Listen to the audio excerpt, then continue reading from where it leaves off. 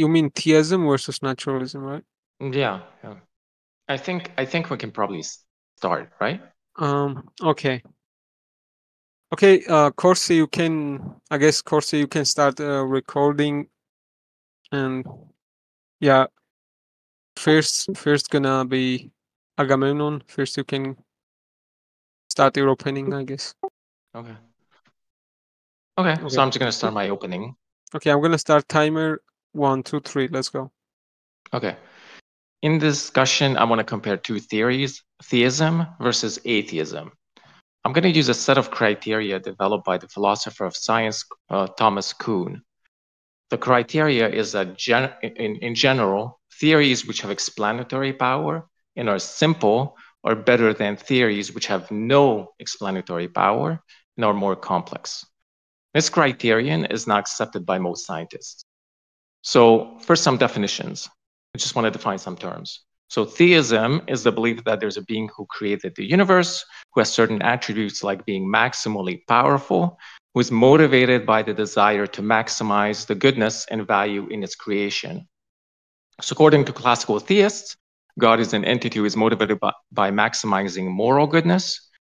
For instance, Romans 1:20 says God is all good and his goodness is reflected in creation.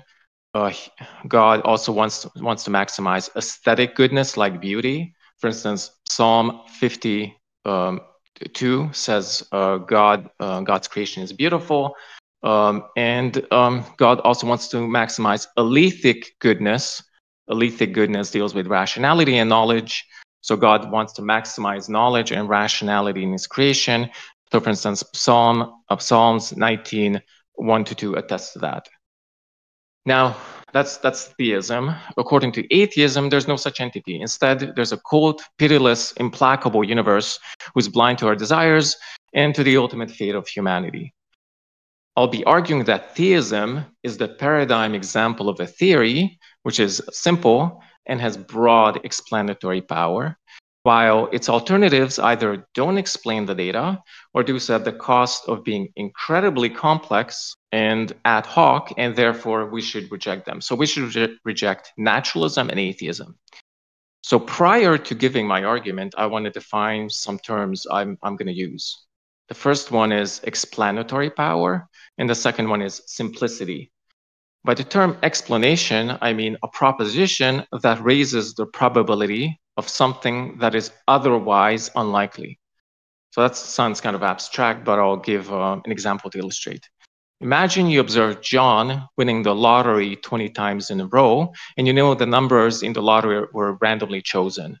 Obviously, somebody winning the lotto 20 times in a row is a very unlikely event and seems completely mysterious how he might have done so. So it requires an explanation. But such an event is not unlikely. It's not unlikely if he cheated. Therefore, the proposition that John cheated explains him winning because it raises the probability of that event happening. So we had an unlikely event, winning the lotto 20 times in a row. The explanation is that John cheated. John cheated. That proposition raises the probability that he's going to win the lotto 20 times in a row. So explanation, as I define it, is a set of propositions that raises the probability of something unlikely occurring. The important thing is that explanations don't have to be mechanistic. Instead, they can be intentional. So for instance, the fact that John had the intention of cheating explains why he won 20 times in a row, even if we don't know the mechanisms of how he cheated. The second term I want to define is simplicity. Simplicity can be understood very intuitively. Suppose I hear a vase behind me breaking, and I see a shadow of a cat running away. It's better to explain the vase breaking by saying it was just one cat, as opposed to saying it's 100 cats. So we shouldn't posit more entities than what's required to explain the event. And this is called ontological simplicity. Second, if a theory can be described using fewer propositions than another, it's simpler. Now, the most important, I just want to highlight what is the most important theoretical virtue. The most important theoretical virtue is explanatory power.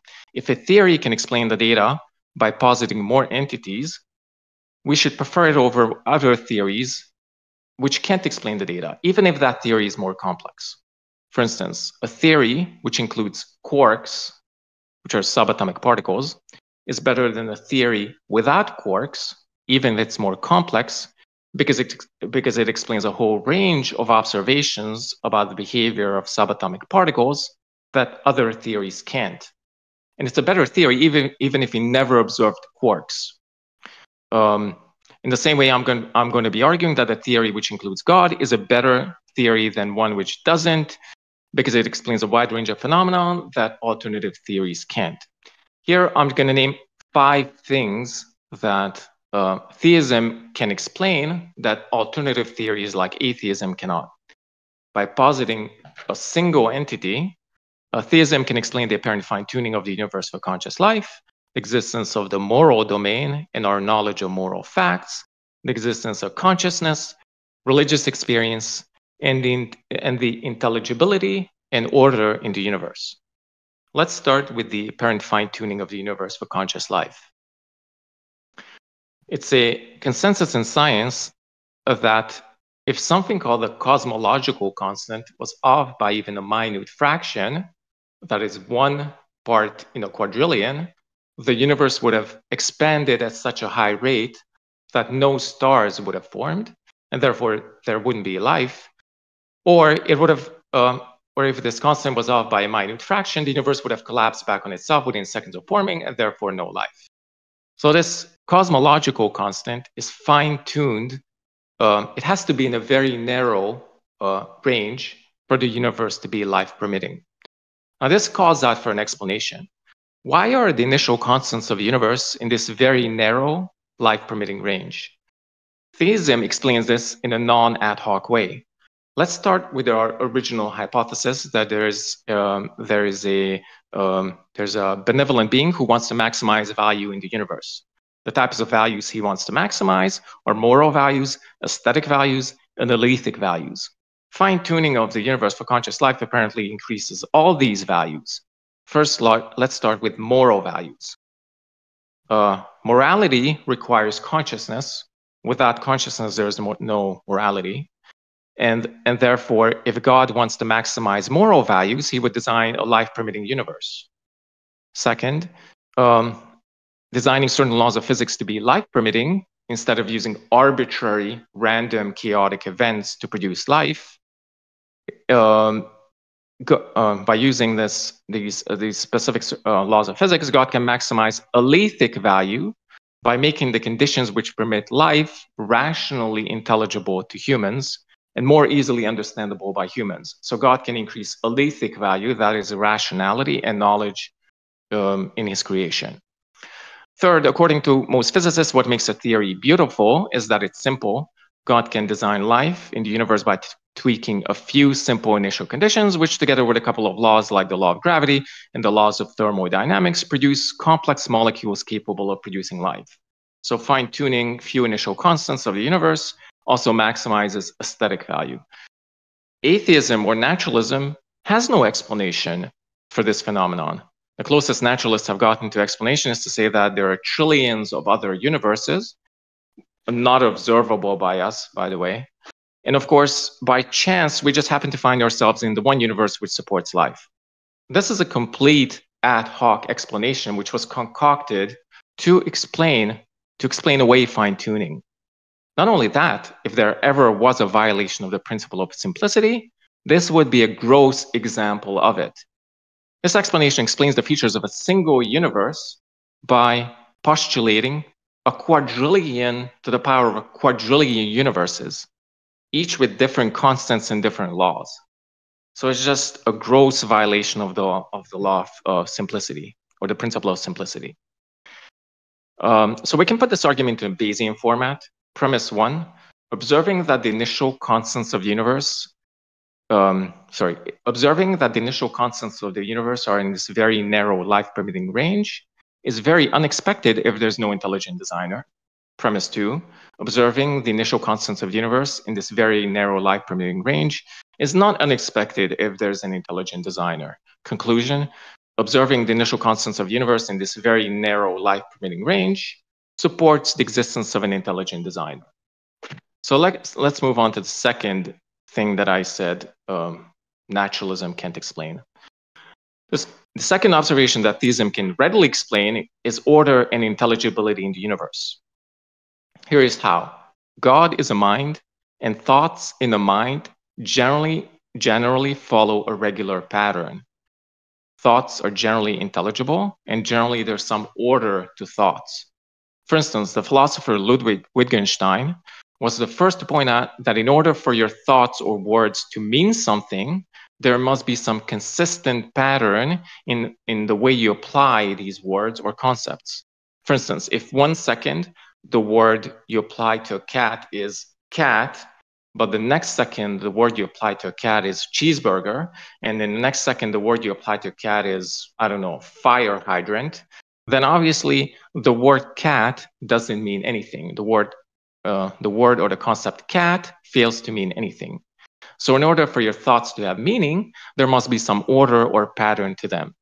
So minds generally follow regular patterns. God also wants his creation to know about the universe, and therefore it's readily expected that he would design an orderly universe which is intelligible. So you would expect order within the universe if it's designed by a mind, because minds are acting in regular ways. In addition, God wants you to know about his creation to maximize alethic value, and therefore he would design an orderly, intelligible universe. What about naturalism? Well, on naturalism, the picture is a complete mess.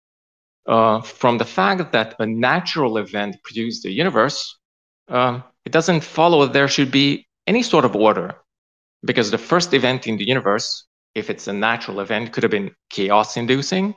Even if there were laws in the universe, they could have been chaos-inducing laws. In fact, it's actually much worse than that. According to the laws of thermodynamics, spontaneous disorder is much more likely than spontaneous order. For instance, if you drop a glass and it shatters, it will produce pieces which are more or less random instead of producing some intricate structure. So spontaneous disorder is much more likely than spontaneous order.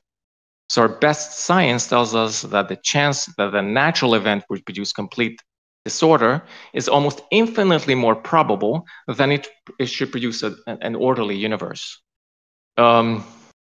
And even in the unlikely case that these laws should produce order, it's much more probable if they would produce pockets of order just sufficient to permit life, with complete disorder in the rest of the universe.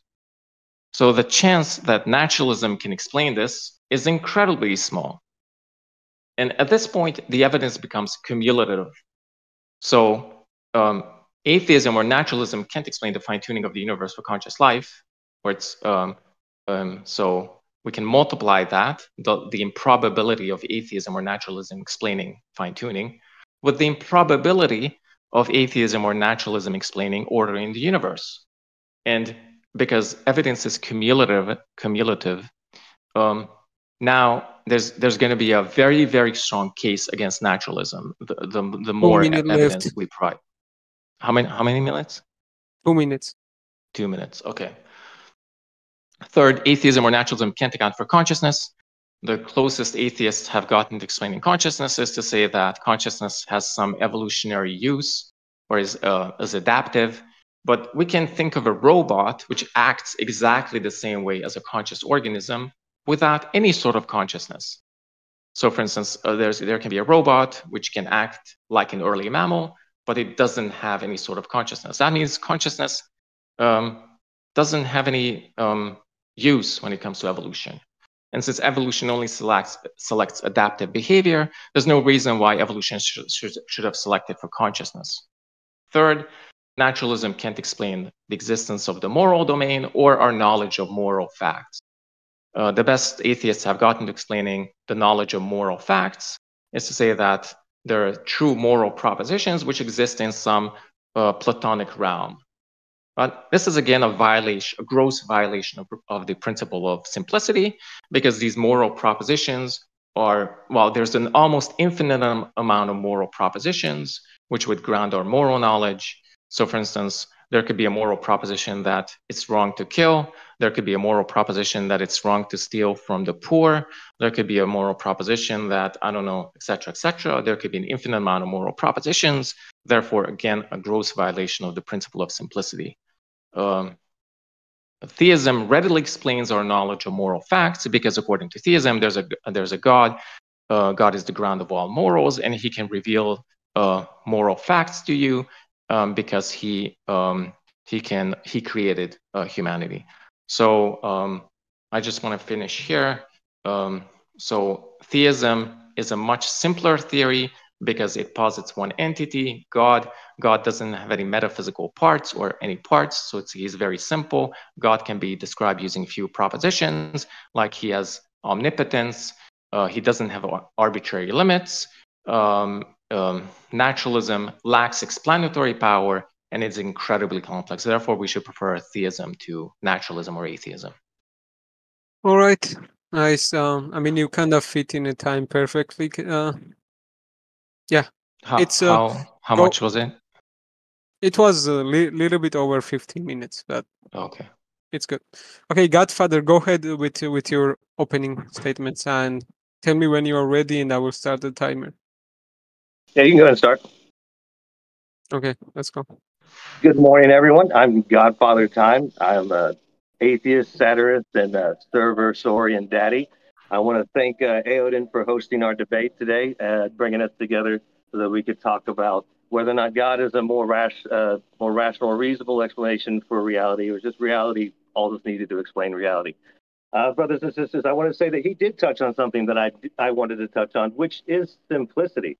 That within science, it's not about what is more probabilistic or if something is more likely or more unlikely, but if it's more simple an explanation for how things are, it is the best, or at least in this case, the most likely explanation for the conditions that we have. But I think my interlocutor tries to smuggle in that God is simple. I tell you today, God is not simple. God is a complex explanation for problems that we have simple explanations for. To presuppose that there's some omni or maximally powerful agent out there that can and do things that is immaterial, intangible, or any other things you want to add on to it, that it somehow manifests life from non-life is not a simple explanation. But I do say that we do have simple explanations. But we understand that chemistry works, that magnetism works. We understand that molecules form, and we accept that we're made of organic molecules. Abiogenesis from physics and chemistry is simple. It's not complex. And then when we have abiogenesis, self-replicating life, adapted over time and changed, evolution is simple. When we understand that things happen, it's simple an explanation that naturalism is the easiest way to get to what we have today. And I want to also touch on what I think is a succinct point is all gods are assertions until proven. An assertion is either a fact or a belief, but a belief does not become a fact just because it's asserted. And I say, verily, we heard today that my interlocutor made a great many assertions about God's maximally ability to create life for consciousness, that he wanted consciousness to interact with nature and see his design. And that therefore, when we see design, we must infer there's a designer. But I see, when I look out around me, and if I was to appeal to my own ignorance, I do not see design. I see natural processes explained by simple physics, not design. So if anything, I don't see a designer, I see a universer, something that made universes, but it gives me no reason to deduce that there is some mind that exists outside there, separate from physics, that created all of physics. Fine-tuning is an interesting argument that people like to say that because we see this region of physics, that this cosmological constant had to be so succinctly numbered that if it was off by a trillionth, nothing would happen, which is always, it boggles me that this God that is maximally powerful is stuck in the realm of physics, that he has to obey the laws of physics. Otherwise, creation wouldn't be what it is today. There would be no creation if God did not obey the laws of physics, which to me kind of weakens the God claim on it when we can see that the natural processes explain what we have, other than some designer that makes it so. To say that naturalism cannot explain consciousness or cannot explain morality, those are assertions given without evidence and strawmanning the position that through evolution, through species that are social species or parental species that take care of their young or take care of others within their species, to say that's somehow morality is special pleading the things that humans do over what the animal kingdom has done for millions and millions of years. We understand that through the fossil record, we have parents taking care of young, we have herds and flocks of young adults, subadults, we have cases where old individuals have been taken care of by individuals within their species because they had severe wounds that they healed from that otherwise, if they were not cared for, would not have survived. And to say that somehow there are moral odds out there that we can read on a billboard does not align with nature. Nature does not care about harming the young, the sick, and the old. Predators, through time immemorial, have hunted the young, the sick, and the old. They have not cared for much for those that they took down other than for their own survival. And I'd say to you today that it was only until sedentary life where people grouped together to write down laws that we conscripted this thing that we hold moral and morality. If we want to go like deeper into consciousness, consciousness just entails awareness of one's surroundings and acting upon it. Plants are conscious of their surroundings. If you put red light on one side of a plant, blue light on the other, the plant will move to the blue light versus the red light.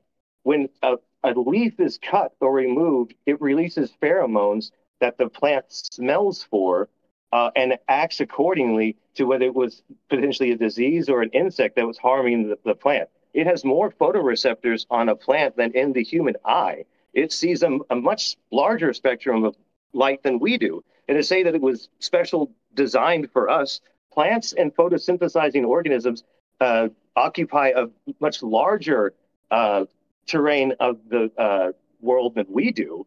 Humans only occupy a small point over the overall place on Earth. And then to say that it was specially designed for us on this little ball in this little corner and how it couldn't have happened any other way is just an argument from ignorance and incredulity. When I say to you, I didn't go to college for astronomy, cosmology, astrophysics, physics. I went to college for geology with a focus and hobby in paleontology because that's what I got my rocks off.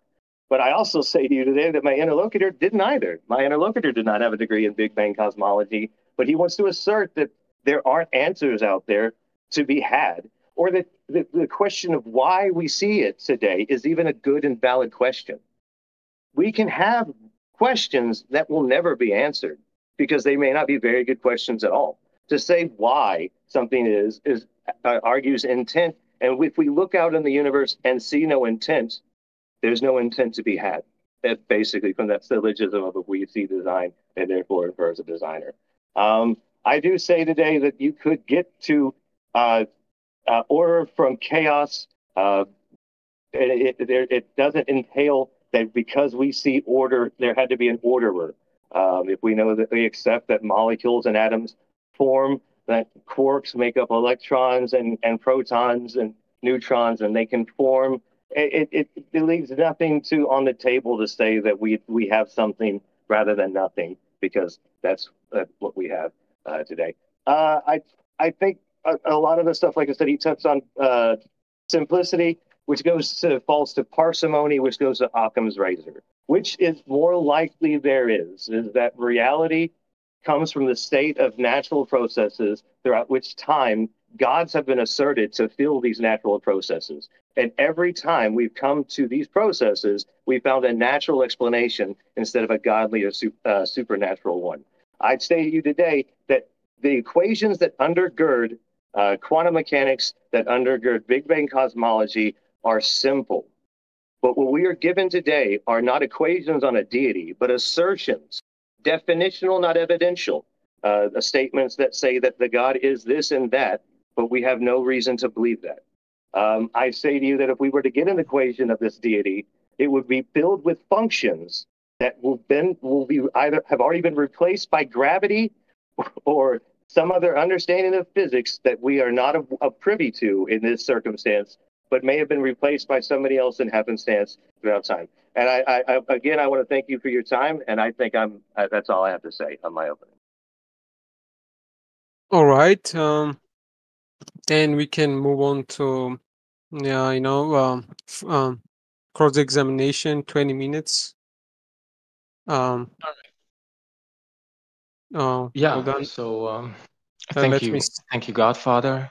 So I want to ask you a couple of questions. So I'm glad we agree on a couple of things, which is simplicity is very important. So but I wanted to ask, it seems we disagree on what we mean by the term simplicity. So I'd like to ask your definition. What do you mean by the term simplicity? Simplicity is merely that the least number of integers within the equation is more likely the explanation for where it is. If we look at the laws of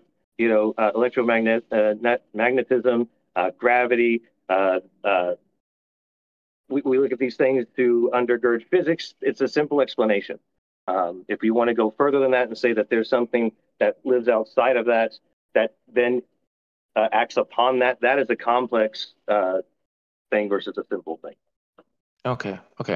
So as far as I understood, you think simplicity is the number of integers, or let's say the number of propositions you use to describe something, right? The least number, right? The least number. Okay. So this is something that we agree on.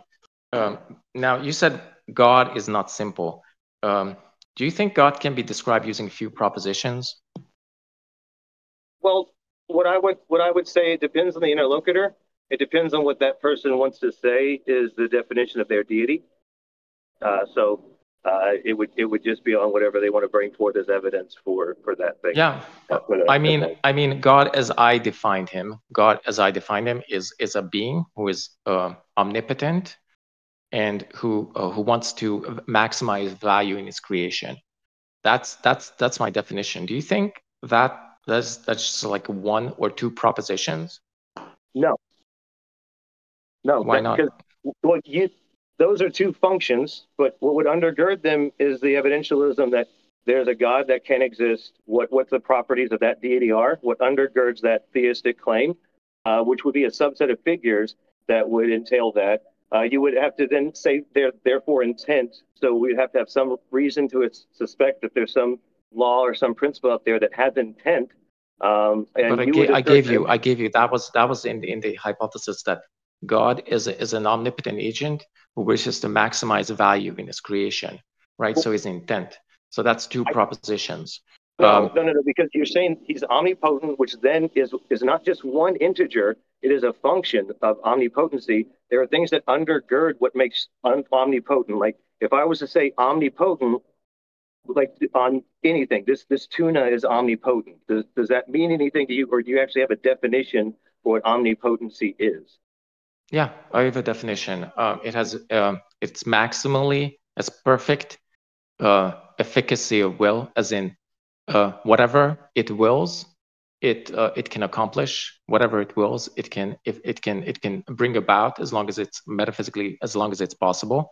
And the second one, it's perfectly free, that it doesn't have any internal constraints. In the same way, let's say there's a being who is like, let's say the typical way to explain an internal constraint is let's say there's a drug abuser who wants to quit drugs, but they're constrained internally by their addiction to keep using drugs. God doesn't have any of these internal constraints. So that's my definition. God has perfect efficacy of will. He can bring about anything he wishes, plus he's perfectly free. And so you see, again, you said another number of things to undergird your God claim. So it's not just one proposition, it's a number of propositions to the function of your God. But then these are all descriptives. These aren't evidential. You say do we agree though? Do we agree though that it's the fewest number simplicity is the fewest number of propositions you can describe something with? So if I can describe God by saying he's omnipotent, that's just one proposition. And if I can also describe God by saying he wills to maximize value, that's a different proposition. So those are two propositions.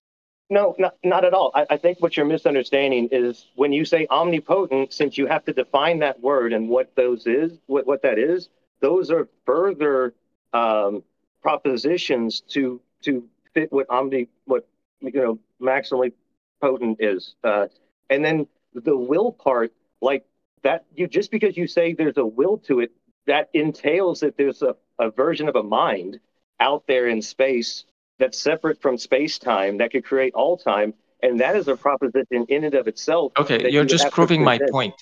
You're But you're proving not my point understanding because that, like, you're proving my point because you said that if I say it has a will, it entails other propositions. Since simplicity is cashed out in the total number of propositions, or sorry, in the fewest number of propositions we can describe something with. If the propositions I'm describing God with are few, but they entail other propositions, it doesn't matter how many other propositions that entails, as long as I can use few propositions to describe God with. It's a simple hypothesis. no, If you what don't I'm mind, trying I'm to going to move on to a different point. well, just let me wrap up what I'm trying to get at really simply. You assert that there's two propositions, but that's not it. Like, you might think and claim that is, but every other thing that undergirds these two things you say are all further propositions. They're assertions without evidence. Just because you say them doesn't mean that they're real and doesn't mean that they're Yeah, actually but there. You're sorry, just sorry. This asserting is it and my time providing to no evidence. examine you. um, what you said is incorrect because you just conceded that these propositions, like perfect efficacy of will, entails certain other propositions like having a mind, etc., etc. We're talking about the fewest number of propositions I can describe God with, and I think I can describe God using very few propositions. At the very most, what you've shown is that it's going to be three propositions: having perfect efficacy of will, being perfectly free, and having the intent to maximize value in its creation. I want to move on to a different point. You said that your theory can explain a whole bunch of phenomenon. Okay, give me an explanation for the fact that we find that the initial constants of the universe are in this very narrow life-permitting range. What is your explanation for that? Well, I think you're going in it wrong. What you're seeing is you're seeing a point, and then you're drawing a bullseye and around it and saying, "We find this, therefore it's special." I mean, to be fair, throughout time, like the laws of physics, the gravitational constant have been shown in models and maths that it has changed. So to say that there was a period in time when the cosmological constant was not constant, or was a different set of integers, and would have different circumstances to what it is today. I mean, we see this cosmological constant as it is now, and it's because it's this way that exists today. Like, it's not that it was designed that way. It is just by the laws I'm of going to have to physics. interrupt because I feel like you're not answering my question. So the idea is that some of the initial constants of the universe, constants are unchanging, by the way. So when you said we observe this constant to be this way instead of some other way previously in the universe, well, a constant is supposed to be unchanging since the beginning of the universe. So that's not even relevant. Second, you haven't given me an explanation why these initial constants of the universe are in this very, very narrow life permitting range. But do you think like the typical explanation would be it's like we live in a multiverse or something like that? But you haven't given me an explanation at all. Do you want to try again, maybe? I think if you like I said from the outset, I didn't go to school for Big Bang cosmology or physics or astronomy or um, any of that stuff. I went to school for geology. I took archaeology and anthropology. Um, like that's what I dig. All right. And Okay. so, and I I'm know gonna that have to you move on didn't because go it to seems like school you don't have an with, explanation for this. well, but like just because I don't have an explanation doesn't mean there's not one out there. And like I said, Okay, sure. we have But in the theories and laws. discussion, if you don't have a readily available explanation, then I'm gonna have to move on to the next point. You said evolution can explain morality, but then you said, okay, you said animals taking care of each other, their children, is morality, and anything else is special pleading. But then you contradicted yourself. You said, there are no oughts. Nature doesn't care about the young and old. Okay, so it seems you're saying two different things. So can evolution explain morality, or can Yeah, evolution not explain morality? Well, like I said, like I don't like they're not they're not mutually exclusive. So you have species and individuals like you have lions that will take care of their young within their pride. If a new male comes within the and takes over the pride, they'll kill all the young cubs, which causes the females to go into heat, and then they mate with them to ensure that their bloodline is the one that furthers the pride. Now, they still are within a group that their meta ethics is that they take care of their young while they have it. But whenever a new male takes over, it does what it does, and the females are either incapable or do not render age to their young because it's Okay, part okay, of their okay. societal I'm group. sorry. I'm gonna have to interrupt again. Do you think evolution is a descriptive theory or is it a prescriptive theory? What I mean by these terms is a prescriptive theory tells you how you should act. A descriptive theory just describes the way things are, and it's a simple Evolution, yes or no. well, evolution Or is sorry, just it's simple descriptive or prescriptive. evolution is just a set of observations that we feel that we see that the life diversifies and specifies across the Okay, planet. so Like it's it has nothing to do descriptive. with not. Okay, so it's a descriptive theory. Now, do you think you can get an ought from a descriptive theory? Does a descriptive theory, do Well, you think it just describes the way things are, or do you think it tells you what you ought to do? well, well, there are no objective morals out there. As different species, we observe what we would want to be right and wrong, and we push that as the norms of the society, or we push that upon other peoples that are less Okay, than I that feel like you're we not don't like. answering my question. I'm So giving you you a said that evolution can explain morality. Yep. Um, okay, can you get an is from sorry, can you get a should from a descriptive theory? Does a theory which describes how things are um, allow you to deduce how things ought to be? And it's yes or no. We understand through the theory of evolution, species diversify and change over time. And within pockets of those, individuals have chosen social living situations. And within those situations, certain moralities have arose Okay, for I'm gonna their have to move conditions. on to the next point because I feel like again it was a yes or no, and then you could explain, but you're not answering yes or no. So the point is you cannot get an ought or a should from a descriptive theory. That's committing the is ought. There's an is ought gap. Descriptive theory just tells you how things are, but doesn't tell you how things ought to be. So you cannot get morality from evolution. So you don't have an explanation for morality. The second one, you said, oh, well, evolution has an explanation for consciousness. Okay, so my question is, do you think it's possible to have a robot which acts exactly the same way as an early mammal, yet which lacks consciousness?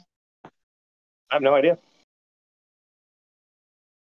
Okay, you have no idea. Uh, Do you think we have such systems already that act in very complicated ways and which completely lack consciousness? Do you think a driverless car has consciousness? not to my, I have no idea. Like I'm not geology, paleontology, archaeology. I don't have any idea about computers, programming, AI, whether or not what those would Okay. entail. Well, if you say you have no idea whether complex physical systems besides biological tissues can be conscious, why do you say evolution can explain consciousness? How Well, can evolution explain consciousness? Well, from my understanding of consciousness is just an organism's awareness of the world around it. We see them arise from biological medium, and uh, it comes through the fossil record. Like we have early organisms that had sensory, Are plants light sensory conscious? organs. Hmm? Are plants conscious? Yeah, I think so. Like that. That's what I said in my Are opening. Plants are very bacteria sensitive. conscious? I don't know. I'm not a Do virologist or they a respond to their microbiologist. environment? They adapt to pressures and evolve. Surely that they Okay, you bacteria. said anything. Uh, okay, you said plants are conscious because plants responded to their surroundings via photoreceptors. So it seems to Well, me your criterion for consciousness is anything that responds to the environment is conscious. Do you think rocks respond to the environment? no. Okay, if you hit a rock does it move away? Does it like No. like if you kick a rock, does it do you displace? Does it like roll down a hill or something like that? Well, that's because you put energy into it and kicked it. The rock didn't move under its own volition, and the rocket doesn't have any sort of sensory anneals to enter in information from the outside world, process it, and act upon it. You kicked the rock. That's all it did. Like rocks are just rocks. Okay, so do you see how you're not explaining consciousness through evolution? Because you said consciousness is, plants are conscious because they respond to their surroundings. Well, a rock responds to its surroundings. No, if you kick a rock, that's not the same yeah, it thing. does. No, if you kick like a rock, earlier, the plant. well, sorry, this is my time to cross-examine you. GFT, by the way, just that's to let you know, it's his cross-examination, so he's asks the questions, right? Okay. Then, like, by the way, I wanted also to say that's 5 minutes left, so we can move on to GFT's cross-examination. So he's gonna be one that's gonna, 5 minutes left. Okay. Well, it seems to me your definition of consciousness, the sufficient criteria, the sufficient condition for consciousness on your view is that whatever responds to the environment is conscious. Okay. Well, I can have a calculator which responds to the environment. Calculators are obviously not conscious. Electrical switch responds to the environment. If I run a electrical current through a switch, it responds. Obviously, electrical switches are not conscious. Rocks are not conscious. They respond to the environment. If I kick a rock, it like rolls away. That's a response to the environment. So it seems to me you're not explaining consciousness through evolution because your definition of consciousness includes things like rocks, which are obviously not conscious. Do you think rocks are conscious? Nope, I already said that. Okay. I'm going to move on to the next point. You said it's an argument from incredulity to say that fine-tuning is required to produce life. Sorry. So next point. You said your interlocutor has no degree in physics, and therefore it's an argument from incredulity, or something like that. Why do you think the fact that I don't have a degree is relevant to the discussion? Well, because then if we're pontificating about things where they ought and ought not be, on things that we know not of, we're just publicly masturbating. Do you have a degree in evolution? No, I have an associate's in geology. I've worked in the so then why are you, by that criterion, do you think you can pontificate about evolution? Yeah, through the fossil record. Yeah, absurd. Absolutely. Okay, but do you think you can pontificate about like molecular mechanisms of evolution, like photoreceptors in plants, etc., etc.? From my understanding, when I took like a class in biology, from my understanding of simple biology, yeah, we know how the process of okay, so you don't have a degree in biology, so you shouldn't be pontificating about evolution. I'm just pointing out that the fact that I don't have a degree is not relevant. You claim that you can get order from chaos. Is your explanation for everything chaos and randomness? Could you elaborate more on that one? What do you mean? You said your explanation is ultimately that you can get order from chaos. So certain patterns arise from chaos. Is this your explanation for like why there's consciousness, why there's life, why there's anything? Well, yeah, a certain set of affairs and matter were in place at certain points when our sun was forming and the accretionary disk we're in. There was enough matter in that area that it mattered and it made the Earth. And then life evolved on that hunk of rock. Before our solar system evolved, it like cosmologically evolved. There was no Earth here to pontificate on why it was important to be here or not to be here. Okay, well, thank you. So it seems to me that you explain everything through chaos, through accident, through chance. But things coming into existence, like intricate things coming into existence from chance or chaos, is extremely unlikely. So for instance, according to the second law of thermodynamics, entropy increases in the universe. So randomness, so if you drop a glass, it's going to shatter in random pieces. It's never going to form a 747 or some very intricate structure. So you're violating the laws of physics because your explanation for everything is just you can get order from disorder, But according to the laws of thermodynamics, it's extremely unlikely you would get intricate structures from randomness. So I think my cross-examination is done. All right. We can. I mean, time is also up, so we can move on to Godfather cross-examining Agamemnon. You can ask him questions and like anything that you want to clarify. So go ahead. So a rock is not conscious, and never in any definition will I assert that a rock is conscious. Like when you punt a rock, the rock doesn't then take in information and act accordingly. It just behaves according to the laws of physics. Like inertia is a property of matter. You kick it with a certain amount of force, and it rolls to a certain area, and unless acted upon by an outside force, will continue to roll. But in this case, it's friction. So it's just, I think that's a really ridiculous straw man. And plants are conscious, and what I was talking about is you do understand the words that I said, right? Plants act on outward stimuli. They follow the sun with their photoreceptors. So do rocks. No, they don't. No, rocks do not follow the sun.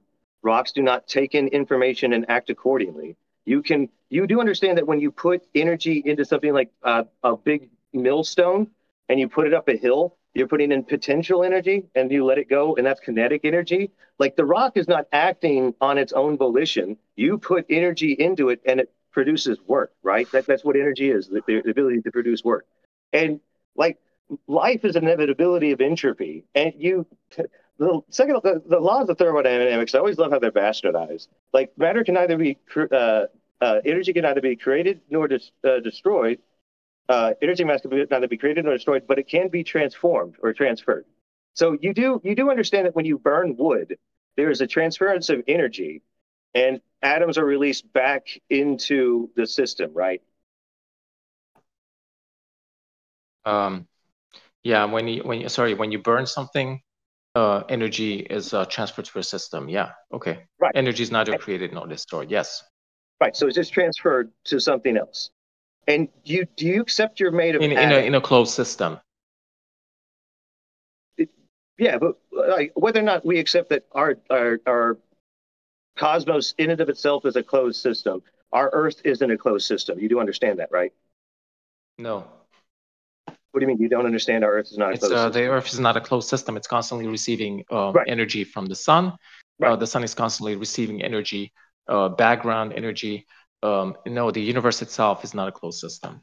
Right. So within our system, the transfers with energy, it doesn't violate the second law of thermodynamics. It doesn't violate these things you're asserting. Like there was a period of time when there was not a sun here, and then our sun formed in its nebula, and then the matter that was around in the accretionary disk of our sun formed our Earth. Like you do understand that like that's our understanding of the formation of solar systems. Like we can see this. Have you seen the images from the James Webb Telescope that show? Yeah, but that's completely consistent with my theistic hypothesis. According to my theistic hypothesis, there's an entity-created universe. He had a desire to maximize value, aesthetic, alethic, and moral value in the universe, which is completely consistent. From that, it's expected that he would create certain laws because laws are intelligible by humans, so it increases alethic value or knowledge or rationality in his creation. So whatever facts you're pointing to is completely expected from my theory. You say expected, but that's just an ad hoc rationalization. It's just like, oh, he's this, so therefore this is what we expect. But that doesn't mean it is. And is to postulate that it is what it is because you say that your God is this. It doesn't follow at all that it is the way we are. And like I said earlier, do you not find it somewhat funny that your deity claim is hardlined into the cosmological constant, that he could not have made the universe any other way? Like he could have made the universe out of marshmallows if he wanted to. I mean, but he has to obey the laws of physics. I never said that. Well, you said that the cosmological constant is so fine-tuned that if there was any other way, nothing would exist. That meant that your God had to make it in that cosmological range. Otherwise, there wouldn't be anything, which means your God is beholden to the cosmological constant, not the other way around. That doesn't follow. Can you what?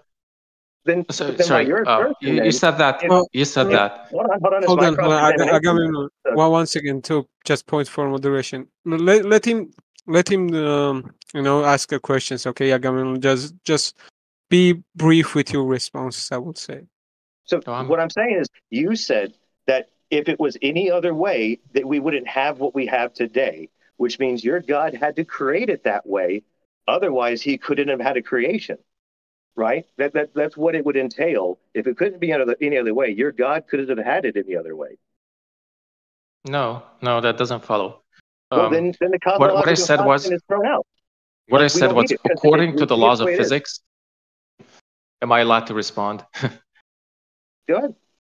So what I said was, according to the laws of physics, if these initial constants of the universe were off by even a minute fraction, the universe would have blown apart at such a high rate that no stars would have formed, but therefore no life, or the universe would have collapsed back on itself within seconds of forming, and therefore no life. And you have to give an explanation for this. The two possible explanations is just a random accident that the initial constants of the universe on this life-permitting range, or it's intelligent design. Intelligent design readily explains why these initial constants are in a very narrow range. Your monologue.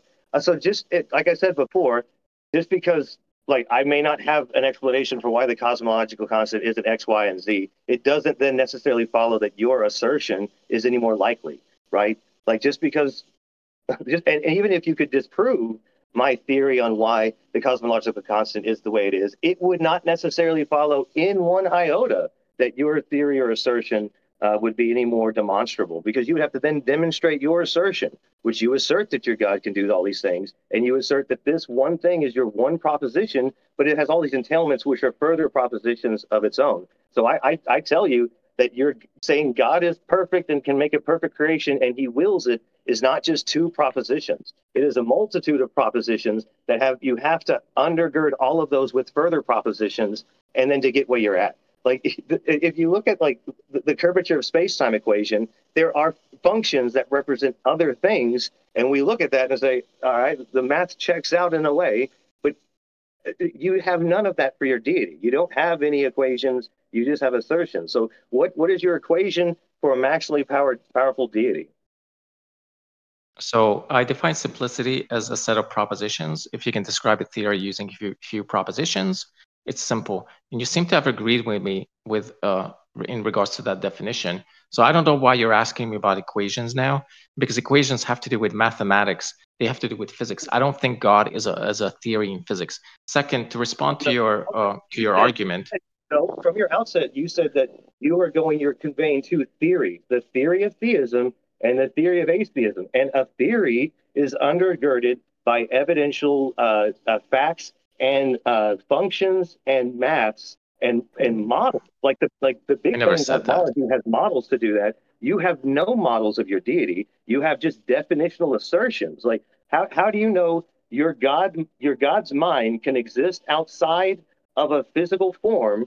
What is your definition of consciousness then? That consciousness can exist outside of any tangible molecular source? Yes, of course, I think consciousness can exist outside of a physical system. In fact, I think when you assert consciousness comes from a physical system, you commit yourself to a logical paradox, and I can demonstrate that. Well, what is your definition of consciousness then? That a thing that is not made of matter, which then therefore has no sensory capabilities because there's no entanglement to reality around it, is conscious. What is your definition of consciousness? Why do you think you need to have sensory apparatuses to be conscious? Do you think you can hallucinate without your senses being stimulated? Well, like I said, my definition of a conscious agent is an organism that can take in outward stimuli and act accordingly to it, of its own volition. But what is your definition of consciousness other than something that can take in outward stimuli?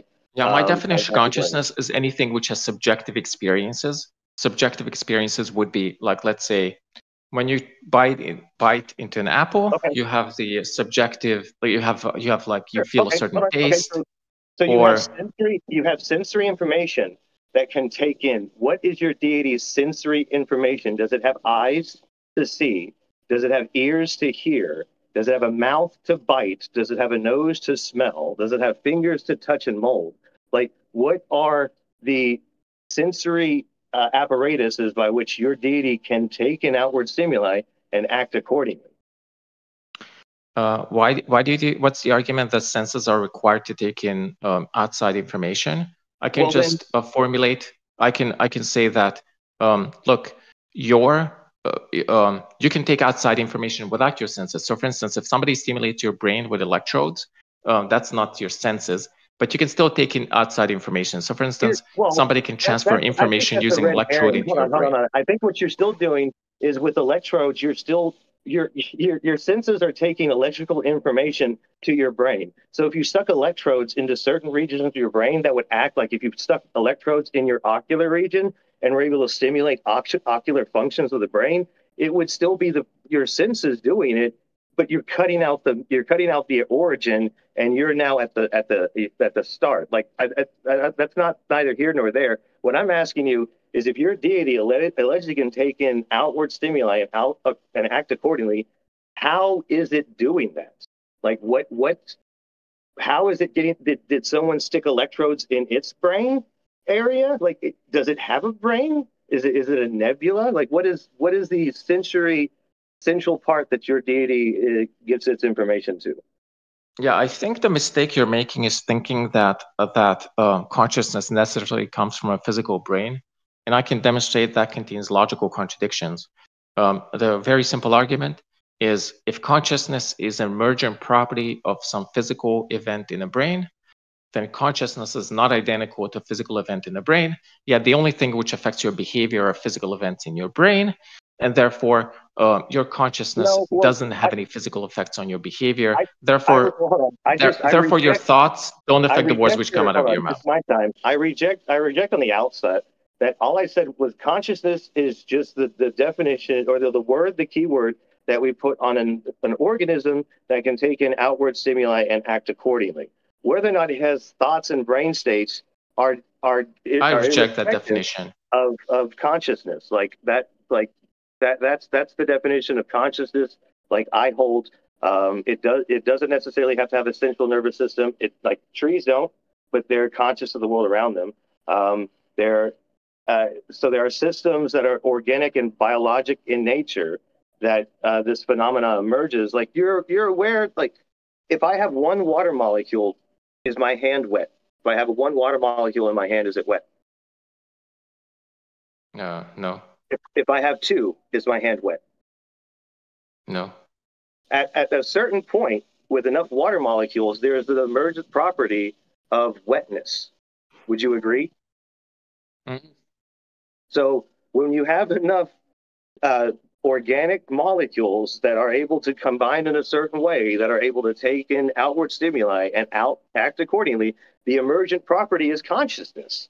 It has nothing to do with brain states. It has nothing to do with actions and oughts. It's just that organism in its current state has the emergent property of consciousness. Now, throughout time, evolution changed in allele frequencies with descent and change and modification over time. We have different organisms with different sensory arrays that are able to take in different ranges of outward stimuli and act accordingly. So these agents are conscious agents by my definition.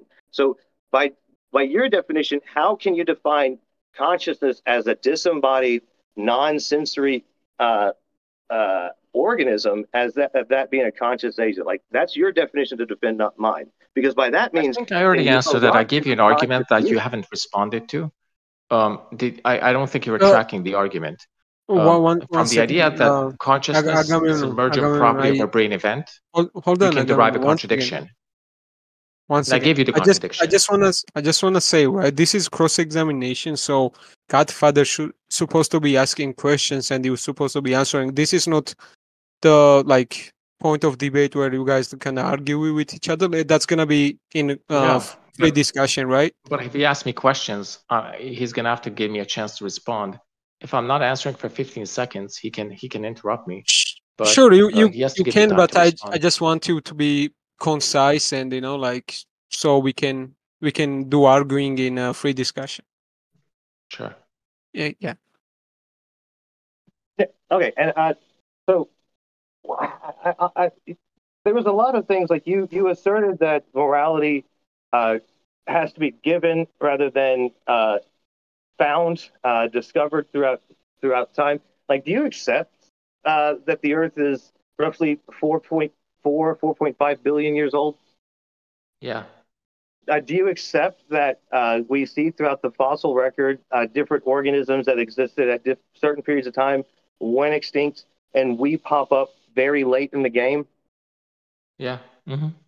Okay, so we have all of these understandings of how the world has worked. That like societies and herd species, like you do know that buffaloes aren't killing each other randomly, right? They don't just, there's not a mass murdering buffalo that just goes around and slaughters other buffalo, right? Oh, yeah. Okay, so within their herd, they do not hurt each other in that way unless there are certain criteria that are met, like aggression or fighting for dominance or mates. Yeah, but are you when trying they to get ask me a into question? Because I think yeah, you're supposed to be well, asking me questions. yeah, because you do not see this as a certain set of criterion by which that social group exists. And if they meander from that, they are either injured or expelled, and how that is not synonymous and analogous with human sets of morals. Like there were you do understand that there were certain periods in time when taking care of children who had birth defects was not the norm, right? That's false. What do you mean? Two things. First of all, you're again trying to derive morality from evolution. You cannot derive an ought from an is. So, for instance, evolution just talks about how things are, but it doesn't tell you how things ought to be. So it has no relevance to morality at all. Second, you made the claim that taking care of... Let me explain. Hold on. My time, right? So what I'm trying to explain to you is that certain species throughout time have evolved social structures where they take care of each other, where they take care of their young. Like, do you know that mother rattlesnakes take care of their young, but cottonmouths don't necessarily take care of their young, right? Like, they're snakes. Yeah. Mm-hmm. They live in on the same continent in different locales, but one behaves differently than the other and has a certain code of ethics where a mother rattlesnake will put her body in between her babies and a predator to try to save them. Is that analogous or synonymous with a human mother placing her body over her children to take a gunshot, or a teacher, covering a child? Are you saying that those actions are somehow different to you? No. I'm not disputing the action is different. I'm saying evolution talks about how things are. It doesn't tell you what ought to be. Well, hold on. What I'm saying, and morality tells you what ought to happen. My time. So these rattlesnakes evolved from other rattlesnakes, and it happened that rattlesnakes who took care of their young for a couple weeks after birth had more success than the ones that didn't. And so through evolution, through repetition, through the most generations of individuals passing on, taking care of the young, these rattlesnakes have gained a sense of taking care of their young was the best ought that they should do as a species. Whereas other snakes didn't do that. Sea turtles don't do that. So you're saying out there it is prescribed that there are moral oughts, but individuals within the same clade do not act accordingly to this. Therefore, it is subjective on their circumstances that were brought to them by evolution. 2 minutes left for the... Is there a question for me? Yeah, how do you not see that through successive generations of successful parentage and social structures, we get to areas where we can say what is good or bad for a certain society or time, and that is not morality arising through evolutionary processes. Like, how do you make that assertion? Oh, very simple, because morality, and I think you agree with me, tells you what you ought to do. It's about things that ought to happen. Evolution describes how things are, but you cannot get an you cannot get an ought from an is. Just tells you how things are. Ought or how things should be. And there's a gap Evolution between isn't the a two. book that we read. Evolution is the evidence that we glean from the world around us. And through those successes, we have gained and garnered a certain sense of social morality. Like, you do understand that there are other societies even today that have a different sense of morality than those that exist today, right? Yeah. And they're subjective on their current state of affairs within the region, governance, social, economic state, right? I don't know what you mean by they're subjective on the region governance.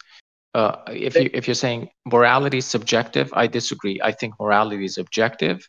There are certain things that you ought not to do, irrespective of the preference of the people involved. Like, for instance, you ought not to engage in sexual assault for your own pleasure, irrespective of whether you prefer it or not. And in that respect, I think there are certain moral principles which are objective, and that's exactly what you can't explain. I think, are we going up on time? Because we can go Yeah, into the other. time is up. But if you guys want to ask one more question, we can move on to. Yeah, I mean, we can move on to free discussion now, and you guys can argue about points that you guys had. So. Yeah. Okay. So I want to ask you a question. Do you think it is true that you ought not to engage in the worst form of slavery, in the most abject, most horrendous form of slavery, irrespective of the preference of the people involved? Do you think that statement is true? I mean, my subjective opinion is that I wouldn't enslave anybody. Yeah. Okay, so I think I heard in your subjective opinion it is true. For me, yeah, I hold it. I hold certain truths to be self-evident, but that doesn't necessitate that everyone does. There are certainly modern day analogs. There are certain states in United States that their cheapest form of labor is a modern day of slave labor, where they have like nonviolent drug offenders doing cheap to free work for the government. And okay, but I'm talking about the worst form of slavery you can imagine. I mean, what would be your worst? Maybe I'm not making this dramatic enough. How about I make it more dramatic? Do you think it is true that one ought not to engage in pedophilia, the worst form of pedophilia, irrespective of the preference of the people involved? In my subjective opinion, it is. Yeah. Okay. Okay. So how about I just say, okay. So you just conceded objective morals, because what you said is, it is true. Well, you said in your opinion, it is true that you ought not to engage in acts irrespective of the preference of the people involved. So you said, in your opinion, this statement is true irrespective of the preference of the people involved, meaning it's universal. Doesn't matter what your preferences are. It's still going to apply in your opinion. The fact that you prefaced with "in your opinion" is irrelevant, because you can say, in my opinion, objective morals exist. It doesn't change the fact that, in your opinion, objective morals exist. We talk back and forth, right? So, like, you asked me a question, I answered, and then you don't just rant. So, sure. Like I said earlier, like, we could look at time immemorial where carnivores have went after children of other individuals, even their own individuals. There's evidence that Compsognathus was a cannibal, and there was a fossilized regurgilite, which is vomit, of young Coelophysis within the throw up of this other or Compsognathus within this other Compsognathus. So no, I think if you're saying that humans objectively always say it's moral, you're special pleading if you agree that humans show up really late in the game, that throughout time immemorial and still today, children are not cared for by other species or even individuals within their own species. Like, alligators will eat their own if they stick around the nest for too long. Like, so I mean, harming the young is not mutually exclusive. We're not morally flat across nature. You're just special pleading that in our society it is that way. But I mean, nature doesn't preclude humans out of nature. A lion will still eat a baby human if it has a chance. So let me ask you a question. So if I say, in my opinion, it's very likely that the germ theory of disease is correct. Am I endorsing that it's the germ theory of disease is likely objectively true? Well, I mean, you're just saying you agree with whatever was asserted by that group of individuals. Right. So the fact that you preface something with, in my opinion, doesn't change that whether you're endorsing an objective theory. It doesn't change that you're endorsing an objective theory. So the fact that you preface your statement, in my opinion, doesn't change anything at all. And the statement you endorsed, it is true that one ought not to engage in X, irrespective of the preference of the people involved. That's the definition of objective morals, because objective morals are statements which are true, irrespective of the preferences of the people involved. So you just conceded objective morals. No, I didn't. Again, it's funny because last time when we did this, you said you were too busy working on your camera to go through your script, and so you didn't write it. And this was the same script you said last week when we were talking together. I find it funny, and you're making the same bad arguments against me that you did back then. Like you didn't listen last time, and you're still not addressing it correctly this time. So, like I said, I say that harming children in any sense is wrong. Now, if we look at something like, say, one theistic claim is the God of the Bible, right, drowned the whole planet except for his chosen family of Noah. So in his subjective opinion, drowning all of the kids and killing them was not bad. It wasn't a bad thing to do. Or telling his troops to go and slaughter the families of the soldiers. I think you're confused about what the topic is. The topic is about theism versus atheism. It's not about Christianity or the morals of the Christian God. If I was Joshua in those situations where Joshua was told to slaughter the children, my subjective morality would say no, regardless of what the God wants. That's just not relevant to the topic being discussed. The topic is theism versus atheism, not the morality of the Christian God. Well, we're certainly talking about you. I mean, you haven't provided any evidence to even know what this theistic explanation of a disembodied mind that has no sensory organs, is not made of matter. Okay, we can talk about that. But I digress. So all I'm saying is I can look at an analogy of a modern day theology that asserts that harming children isn't bad. But in my subjective opinion, if I was in those situations, I would say this is bad and not do it. So yeah, even though it would be decreed by this God in this situation, I would still morally object to it. But his followers, according to this testimony, didn't. They did what their God told them to do, which I would have said would have been important. So like I said, I think you're talking about a relevant topic because the topic is about theism versus atheism, not about the morality of Christian God. We can move on to whether disembodied. We can move on to whether minds can receive information from the outside world. Hold on. You said that morality arises from a God. I brought up a God claim and its morality to show that that God's subjective morality, that murdering a certain subset of people is morally good or just, or is perfect in its will because it's a God that's believed in and it's a God that's asserted. But in my case, I wouldn't have done that. Like I would not have drowned the whole planet and killed all the children because in my subjective opinion, harming children in any way is wrong. But the God of that Old Testament, God of the that's Bible, just the complete non sequitur argument. You said, in my opinion, what the Christian God did is immoral.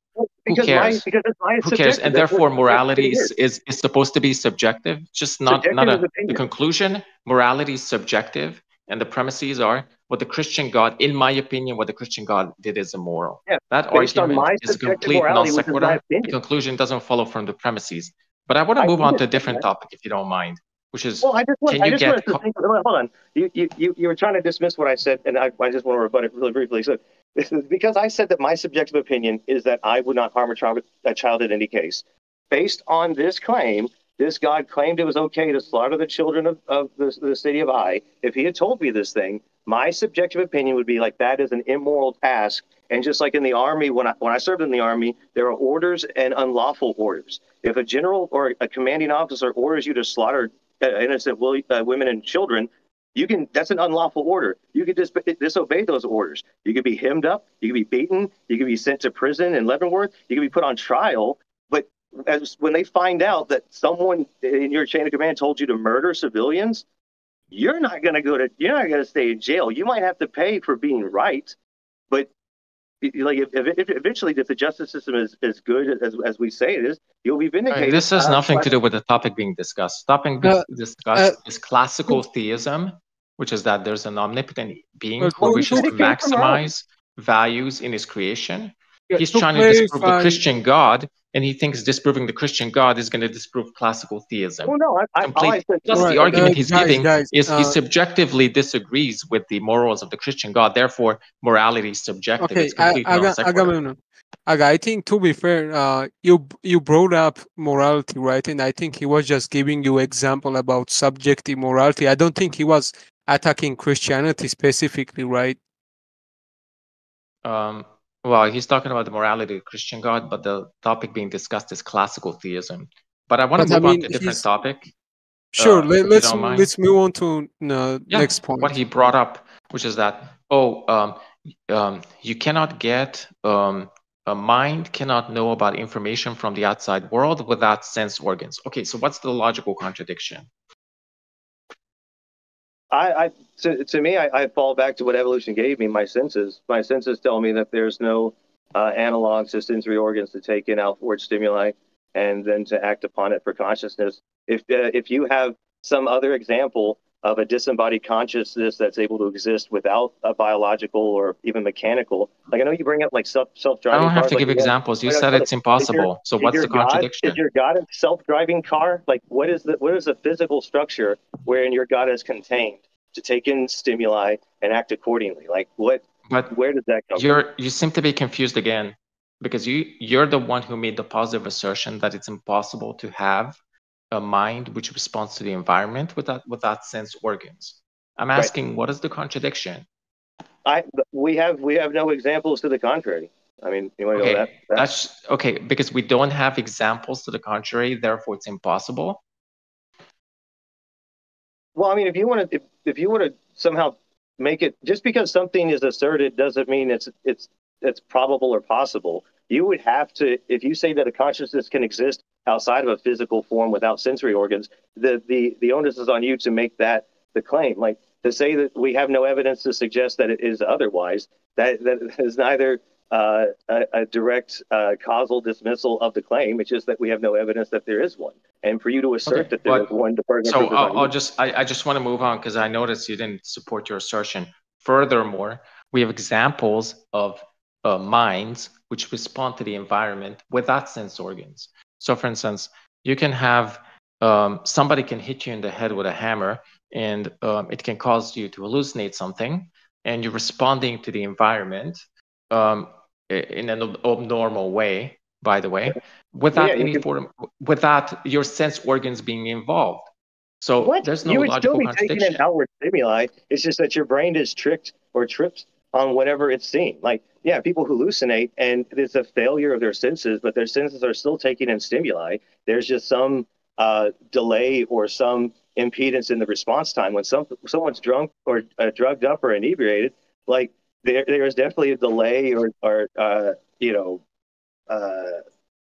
different effects on your sensory responses, but you're still taking in outward stimuli and you're acting accordingly. But some things are worse than others. Like that's not the same thing. Like that you're still taking in stimuli. Okay. At this point, I want to move on to demonstrating that your view is logically incoherent. So you seem to be arguing that a physical brain is necessary for consciousness. You seem to think that consciousness is an emergent property of some physical event in a brain. No, so no, I didn't say that. I never said that. I said consciousness is merely the key word that we give to an organism that can take in outward stimuli and act accordingly. It doesn't have to have a brain. It could be whatever analog it is for this organism to take in information, process it, and act accordingly. Like flatworms have like a nerve bundle-ish structure that may act like a brain, but I would not define it as such unless we have reason to believe that it is. Okay, I got it. But do you think human consciousness requires brains? I have no reason to suspect otherwise that humans Okay, would need okay. a And do you think human consciousness emerges from a physical process in a human brain? No, human consciousness was gained from the earliest life forms that formed that didn't have a brain, and then through successive generations and I'm talking about modifications. human consciousness. Yeah, well, do you accept that we evolved from earlier ancestors? Yeah, but I think you're missing the point. All The right, no, point of the hold on, question. hold The on, point hold of on, the question hold is, on, hold on. No, I'm not. Just do you yeah, I accept that we evolved from accept that. other organisms? At a certain time, the organism that we evolved from didn't have a brain, but it was conscious. So we got our consciousness from the first living organism. The brain and the brain stuff came later. So no, like consciousness is just the definition of an aware processing agent, and then a brain is the formation of a certain bundle of tissue. I get all of that, but what I'm asking about human consciousness are your conscious thoughts an emergent property of a physical process in the human brain? So again, consciousness is the lightning in the bottle that was trapped through organic chemistry, and then it was carried on through life because animals that were conscious of their surroundings were able to survive. And then out of all of these successive organisms that then led to humans, we gained a brain along the way, and then we're able to process the world around us. We're able to process the information in a certain way that we could then act on accordingly differently than other animals in the animal kingdom. Like you would accept that like a peregrine falcon takes in outward stimuli. I feel like you're not answering the question. Is consciousness present in a single human neuron? Consciousness is the arisen phenomena of all the parts working in unison. If you destroyed the brain, the organism can no longer take in outward stimuli and would therefore in an unconscious state. Whether or not it is on life support to be able to handle its lower living functions, and we want to call that life, it would still without being able to take thank you. So at this point, I just want to give my argument against your view. I think it contains a logical contradiction. The logical contradiction is your thoughts affect the words which come out of your mouth. I presume you accept that. But on this view, your thoughts can't affect the words which come out of your mouth. Why? Because your thoughts arise from physical processes in a human brain. And because they arise from physical processes in a human brain, they're not themselves a physical process. And if they arise, and because it's only physical processes in your brain which affect your words, the production of your words or your behavior, there's no room for your thoughts to act, and therefore your thoughts don't affect the words which come out of your mouth. Therefore, we have a logical contradiction. Your thoughts affect the words which come out of your mouth, and your words also don't affect the words which come out of your mouth. Do you have any sort of response? Are you denying? I guess I can put this into premise conclusion format. Well, no, but are you? I think you have a word salad and you toss that salad well, but not well enough to make an actual distinct point. So again, brain functions exist within living organisms that was found advantageous and successfully transpired down. There are sea slugs that do not have a brain in the way that we call it a brain. They still eat, they defecate, they move around. When some sea slugs, when they're threatened, they'll like throw out their intestines and like wiggle them at the other creatures, and it scares the shit out of some of them, and they swim off or whatever, slug off, whatever they do. But you're just special pleading and saying that the human brain can't account for consciousness when I told you the human brain was not necessary for consciousness. It's simply not. Like life, a living organism is the vessel for consciousness. And what our brain does is how we evolved with a brain stem. So we came through chordata and then went up and we have the brain. I understand. For the sake of argument, I'm going to accept all of that. But this is not the point of disagreement. I'm going to put this argument into premise conclusion format, and I want to see which premise you deny. Premise one: thoughts arise from a physical process or physical processes in a human brain. Are you denying that premise? Yeah, thoughts come from brains. Sure. Okay, great. Premise two: since thoughts arise from physical processes, they're not themselves a physical process or a physical event in a human brain. Do you deny that premise? What do you mean? Like, say I want to pick up this remote.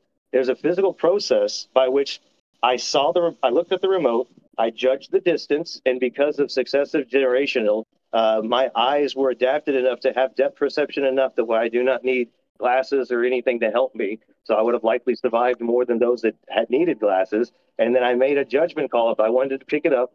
And then I think things. They are in my brain. They're just as much a physical process by which like breathing is. Like if you're not thinking, like I don't know what you're doing. Like you're Okay, actually well, thinking. it's very simple. If y arises from x, then y is not identical to x.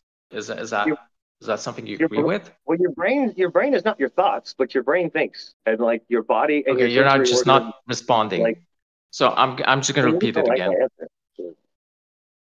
If y arises from x, is y identical to x? I never said the brain is equivalent to your thoughts. Like thoughts arise from the brain. Okay, Like, perfect. brain. Okay, therefore, your thoughts are not a physical identical to physical process in the brain because your thoughts arise from a physical process, correct?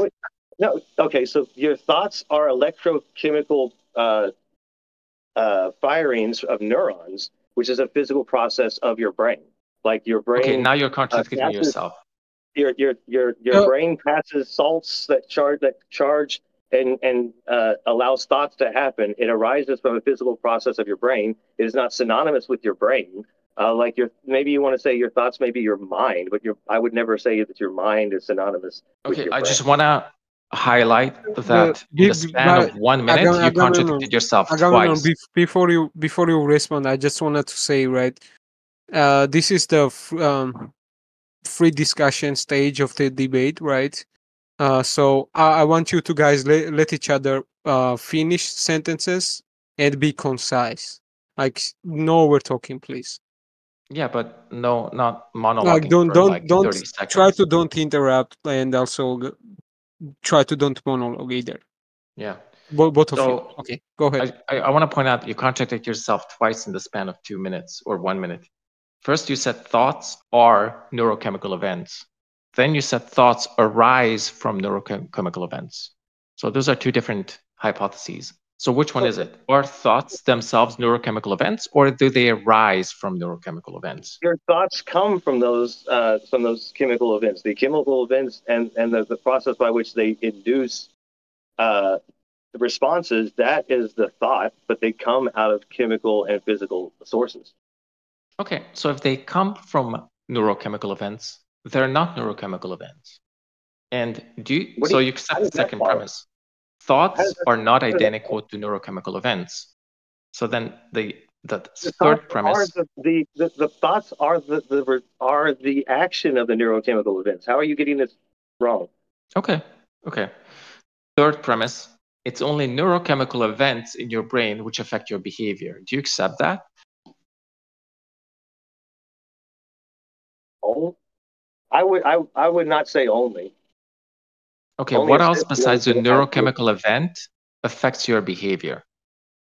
Well, if you had a lobotomy, that would affect your behavior. If you had a railroad spike through your head, that would affect your behavior. But right now, the words which come out of your mouth, are those solely produced by neurochemical events?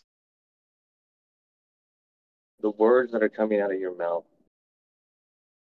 I would, without going to absolutes, because only a Sith deals in absolutes, I would say, to my knowledge, what your brain thinks and processes and tells your mouth to say, that would be a response to what your brain wants to say. But there are definitely people with inner monologues that can think without saying, and can not always say what they're thinking.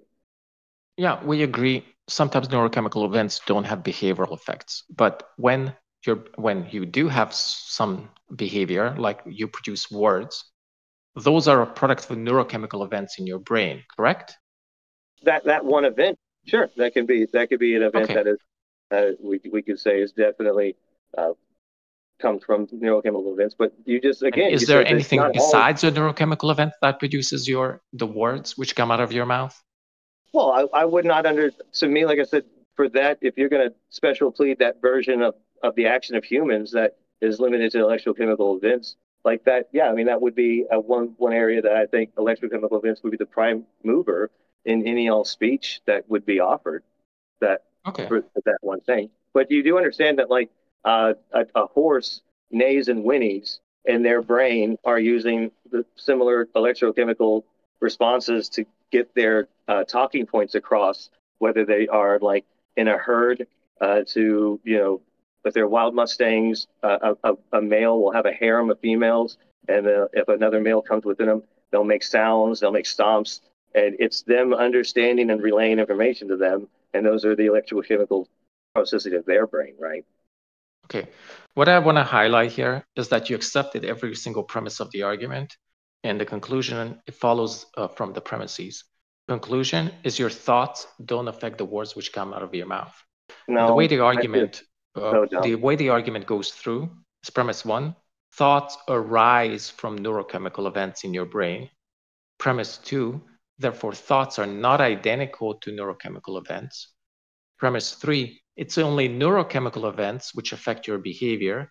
Conclusion, thoughts don't affect your behavior because it's only neurochemical events which affect your behavior. I never even said that. I never said neurochemical events were the only thing that affected your behavior. You once again strawman what we said. Okay, what else besides a neurochemical event affects in your brain affects your behavior is damage to your brain, like things that would no, but when you produce words, like right now. Well, right now, is there anything besides a neurochemical event in your brain that affects your behavior? Does all your brain do is make words? Is that what your claim is? No. Right now, as you're producing words. So you're saying this one section of the brain that controls this part of speech, sure, we can say that this is a part that is affected by electrochemical responses because that's the way it does. Now, I did not say that's the only way that electrochemical responses are the only way to affect your speech. If you are inebriated, it can affect your speech. If your brain is damaged in certain ways, that can affect those are just neurochemical events. And so I don't. You're just spinning, man. You want to move on to something else? I reject your conclusion. Seems to me you're not answering the question. The question is right now, as you are speaking. The question is right now, as you are speaking, is the only thing affecting the production of your speech neurochemical events in your brain? Or is there anything in your brain besides a neurochemical event which affects the speech production? My brain right now is processing a bunch of stuff. Like my brain is processing how you like to do these terrible arguments. My brain is processing all the world around it. And then electrochemical responses in my brain are taking this information, telling other regions to do what it does. And I'm choosing not to say the true words that want to come out of my mouth. And I'll be seen to say that in this one subset of the brain, electrochemical responses may be the prime mover in speech, but that doesn't entail that all functions of the brain are caused by electrochemical. Okay. I want to move on to a different topic because I feel like you accepted previously that right now the words which come out of your mouth are only produced in your brain by neurochemical events. But now you're trying to like wiggle around that. So I want to move on to a different topic. Yeah, we can move on, and maybe if you guys want, I can make a clarifying points. Or up to you guys. We can. Well, I mean, how do you just go on? If y'all want to start audience question, I'd be more succinct to that because. Well, I want to talk about one more topic prior to. Sure. Yeah, and then I'll audience questions. My time. Yeah. Actually, two more subjects. By the way, three minutes left. So, 3 minutes left on the clock. So then we can move on to audience questions. Sure. Okay. How do you explain regularity within nature?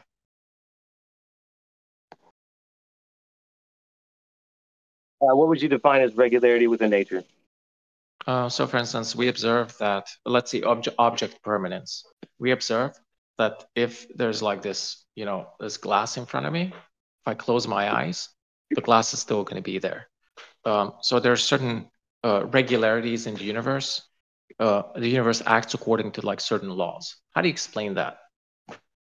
Well, I mean, like I said, I don't have a degree in physics or astrophysics or anything like that. But from what I understand is that we have atoms. Things are made of atoms. Atoms exist, and we can say that that glass is made of the atoms that were formed from those silica compounds and shaped in that glass. Like the matter entails existence, and if it's not made of matter, it doesn't matter. I'm asking about something a little bit more fundamental. Why are there laws in the first place? So, for instance, we could imagine a situation in which there was a first event in the universe and it was complete chaos. Or we could imagine a scenario in which there were laws, but there were chaos-inducing laws. How do you explain the fact that the universe seemed to be ordered and intelligible and acts in regular ways? Well, I mean, like I said, I don't have a degree in Big Bang cosmology or physics, but from what I understand of like the inflationary model of the early universe, there was a point in time where the universe was so hot because of the Big Bang, the laws of physics didn't exist the way that we know them today because it was so hot. Gravity, there wasn't matter to make gravity matter. There wasn't necessarily, because in that thing, on some models, you have matter and antimatter cancel each other out until there was an event where matter won out. I don't, like I said, this is what the astronomers or cosmologists have said, and whether or not it's correct, I'm not sure. I really don't.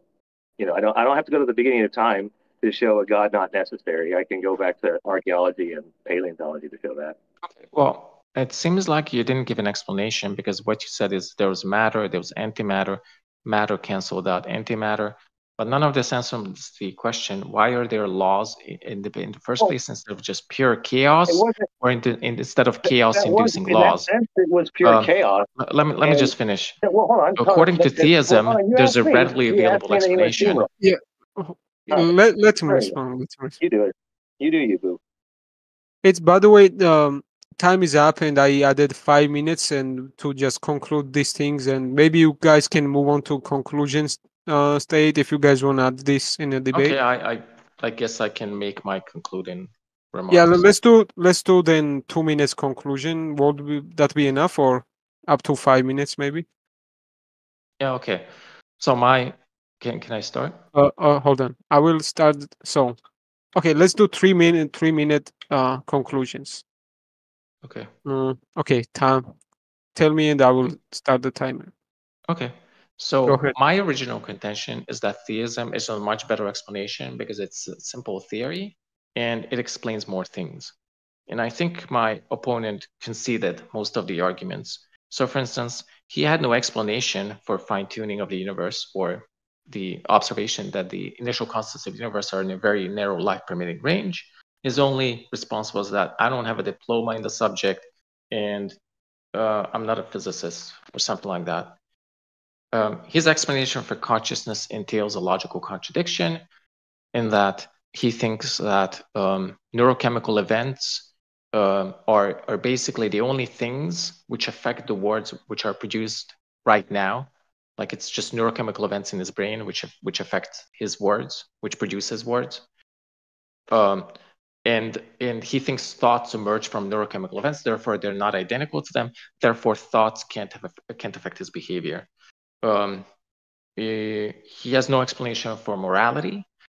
He said that morals come from evolution. When I challenged him, and I said that's an is-ought gap, he didn't have a response. He accepted objective morals. He said, in his opinion, it is true that one not to engage in this very abhorrent action that I can't name right now, irrespective of people's preferences. That's just accepting objective morals. He's saying, in his opinion, objective morals exist. He never challenged the idea that theism can be described using few propositions. I could describe theism using 3 propositions, and he didn't challenge that.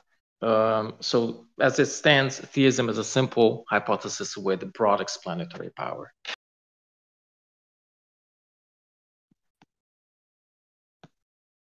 Oh, I'm pretty much done. So, okay, you had one minute left, but okay. So, GFT, your conclusion, and you have 3 minutes. Let me know. Yeah, whenever Okay. you're ready. Well, Go ahead. I want to thank y'all for coming out. It was a lot of fun. I want to thank Aodin for putting this on, and of course, he's recording it. Thank ChristianNexus for coming out and giving his side of the story.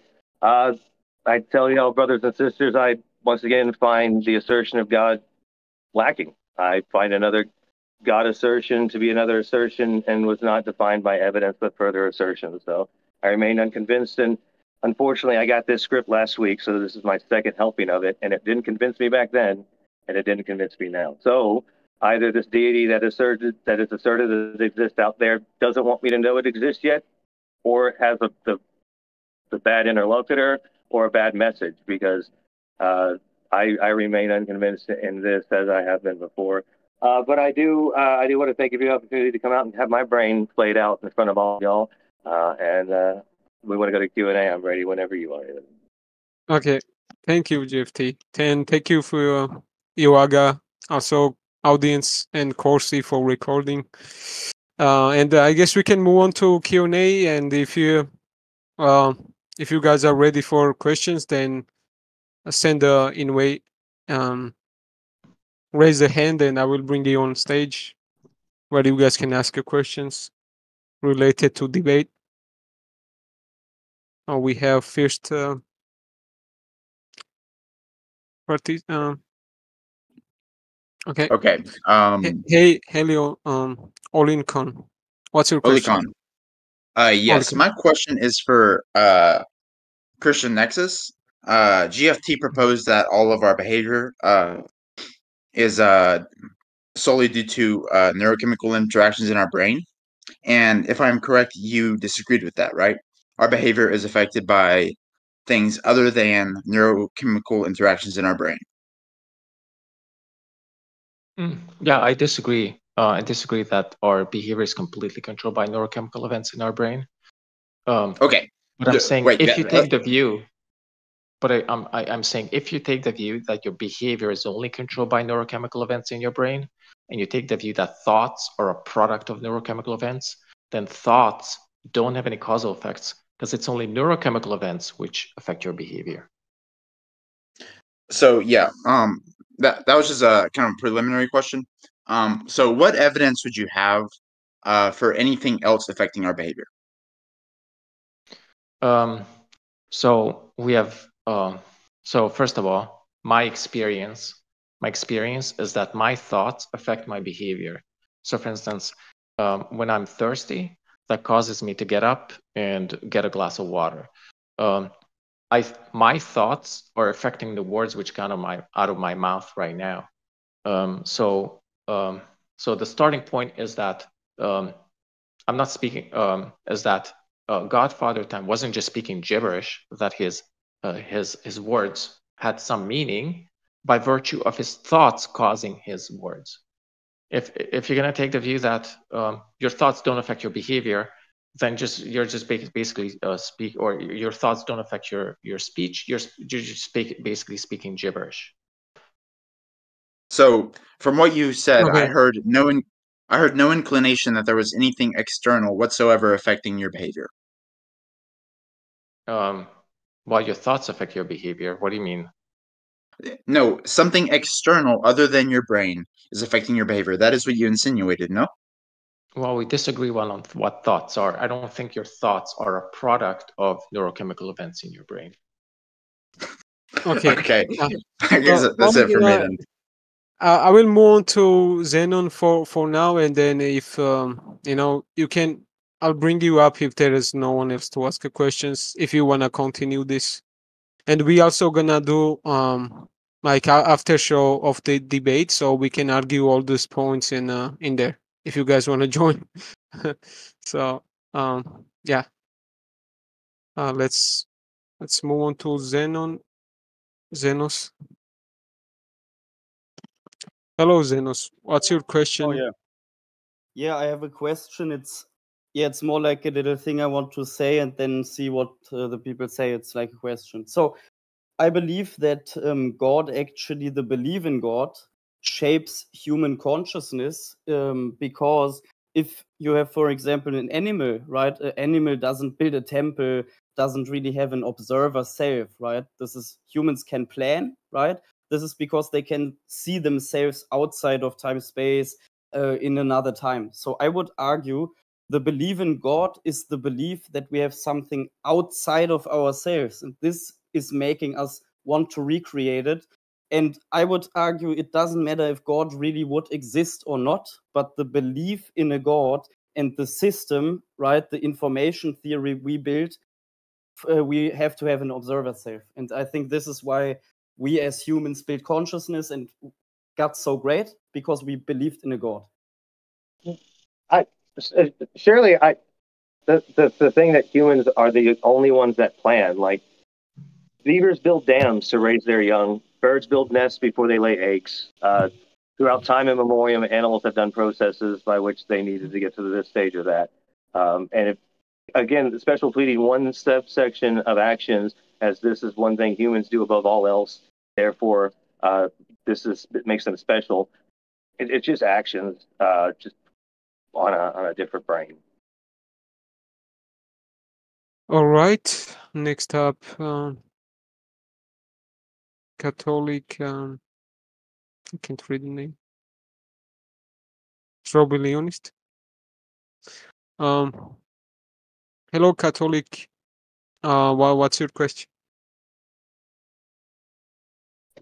Yeah, I just want to ask the atheist, with regards to ontological intelligibility itself, would you agree that intelligibility is based on the laws of logic? The laws of logic are descriptors that we give onto things. The fact that we see things is just based on our evolutionary ability to observe our reality around us. Our perception is as such is limited to what we can observe, and we infer things as such. The laws of logic are just as easy synonymous with math or language. Like, we develop them as seeing stuff. Surely, when a T-Rex was on in North America chasing down its prey, it didn't go, that cannot not be my prey, and that can only be my prey. It didn't have to get a whiteboard and do a logical equation to hunt and survive. It's just, we can do that nowadays because we're not being hunted. Okay, so to clarify, is that a yes? I mean, the logical laws are just concepts that we came up with, like descriptors on what we see. So is that a yes? Can you try one more again? Because I've given you an answer, and I don't think you're taking the answer. Well, I want the clarification. Is it a yes? Well, then do your question one more again, because maybe I'm missing the. What was my question? What was my question? That the laws of logic, are needed and are concepts. No, that wasn't my question.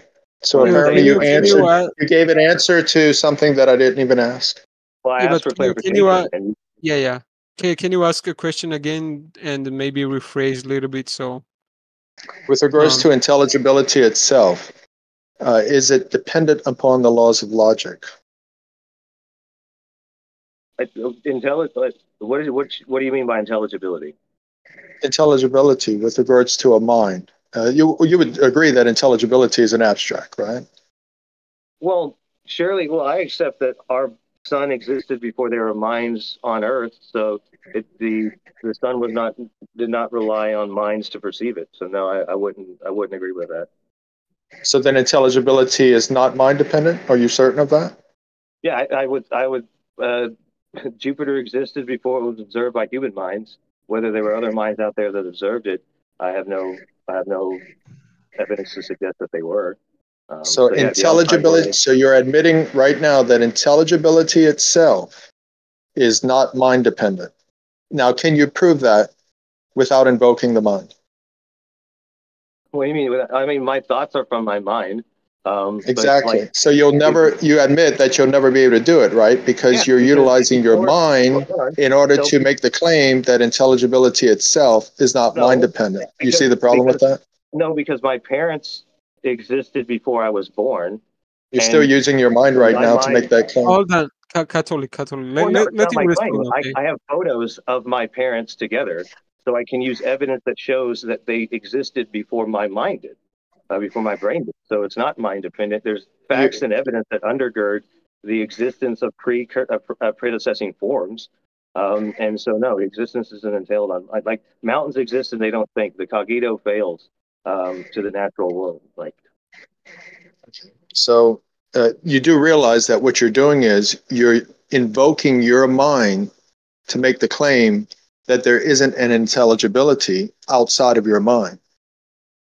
Can you give any evidence of that?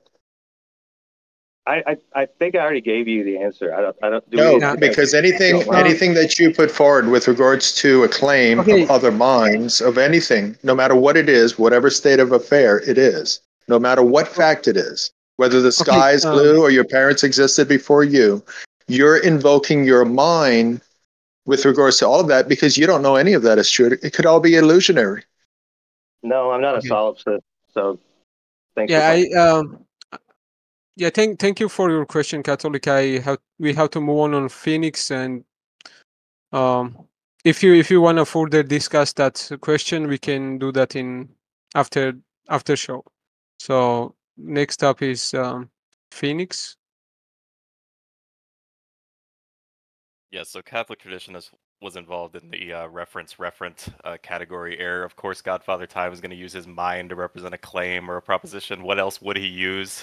That's the difference between his proposition and the actuality of the thing, is the confusion that was happening there. My question is for ChristianNexus. So what was the argument? I heard, I admit I was busy, so I came in very, very late, but I heard, I think in passing, you said something like intelligibility, thought, mind, things like that. The God is necessary for these, and I was wondering what the argument for that was. Yeah, the argument was that when we do a theory comparison, we should prefer theories which are simple and have explanatory power. Well, God is the paradigm example of a theory which is simple and explains a broad range of phenomena that naturalism can't. So, for instance, God is simple because God is not composed of any parts. He's one entity, can be described using few propositions. So God is omnipotent, and he wants to maximize value in his creation. That's how I'm defining God using two propositions. He can explain a whole bunch of phenomena, like, for instance, the fine-tuning of the universe for conscious life, the existence of consciousness, the existence of the moral domain, the existence of moral knowledge, the existence of regularity within the universe. Alternative theories can't explain any of that. Therefore, we should prefer the God hypothesis to alternatives. I gotcha. All right. So I guess, how do you get away from the historical case that, first of all, to my knowledge, God hypotheses, let alone dualism in general, has never made a novel testable prediction. In addition, it looks like when we look back in time, right? So you look at a phenomena that was previously not understood as well, right? Like lightning. Just saying that Thor did it, right, strikes me as not an explanation then any more so than your explanation is now. Like, just saying that God did the fine-tuning doesn't tell us how, doesn't tell us any interesting things about the fine-tuning, doesn't tell us what fine-tuning is possible in the multiverse, doesn't tell us why we have things like the fine structure constant. It just strikes me as not an explanation. Depends what you mean by novel testable predictions. So Stanford Encyclopedia defines novel testable predictions, or at least one definition of it in philosophy, is that it's a prediction made from a theory, which is not made by other theories. And in that respect, theism can predict all kinds of phenomena that alternative theories can't. So, and that was just the whole case. So, for instance, theism can predict that there should be conscious entities. Naturalism doesn't predict that there should be conscious entities.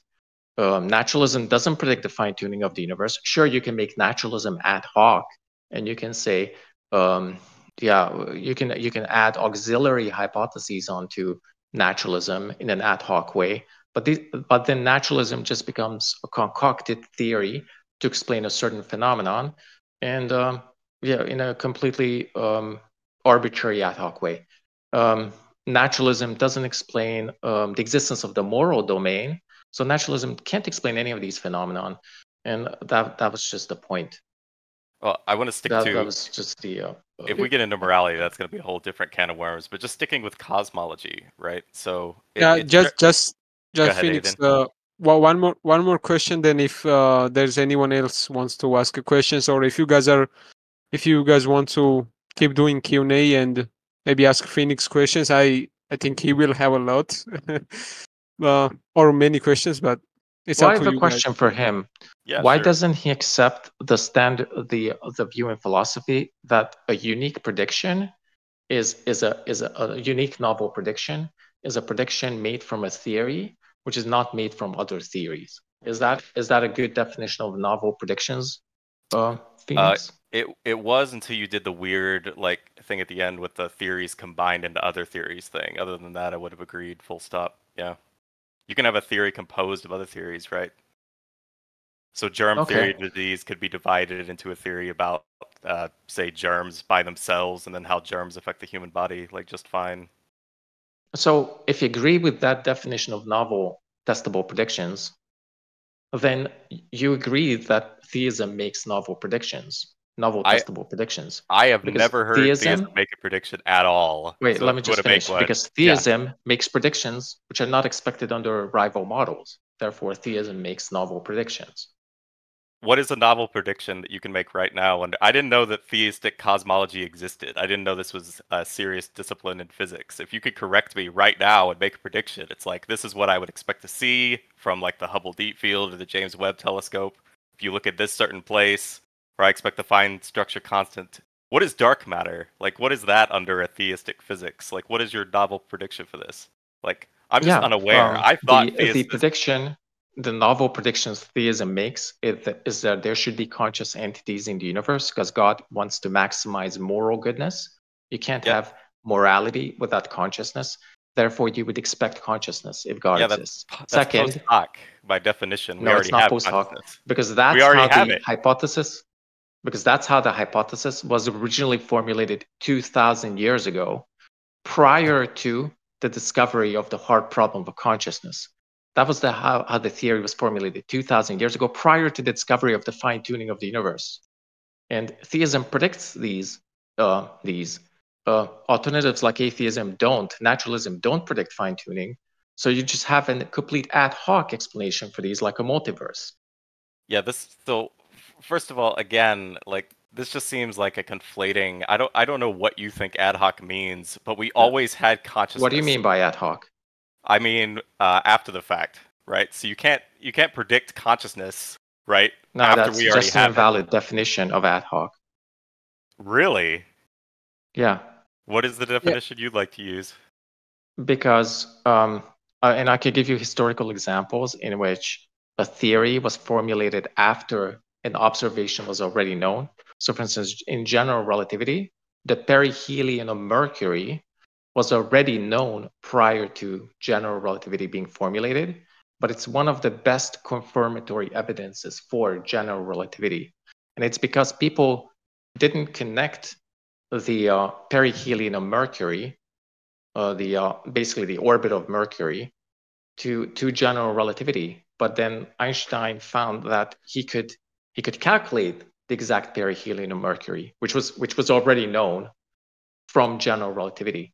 In the same way, theism, which was formulated 2,000 years ago, predicts phenomenon that we currently observe, like the fine-tuning of the universe. It's not an ad hoc theory. Like theism as a whole, like the oldest theistic claims, the Atrahasis came from Sumeria, which was 3,200 BCE, and so that's more than 2,000 years ago. You're aware of that, right? That's like 5,000+ years ago. Like you're aware of this, right?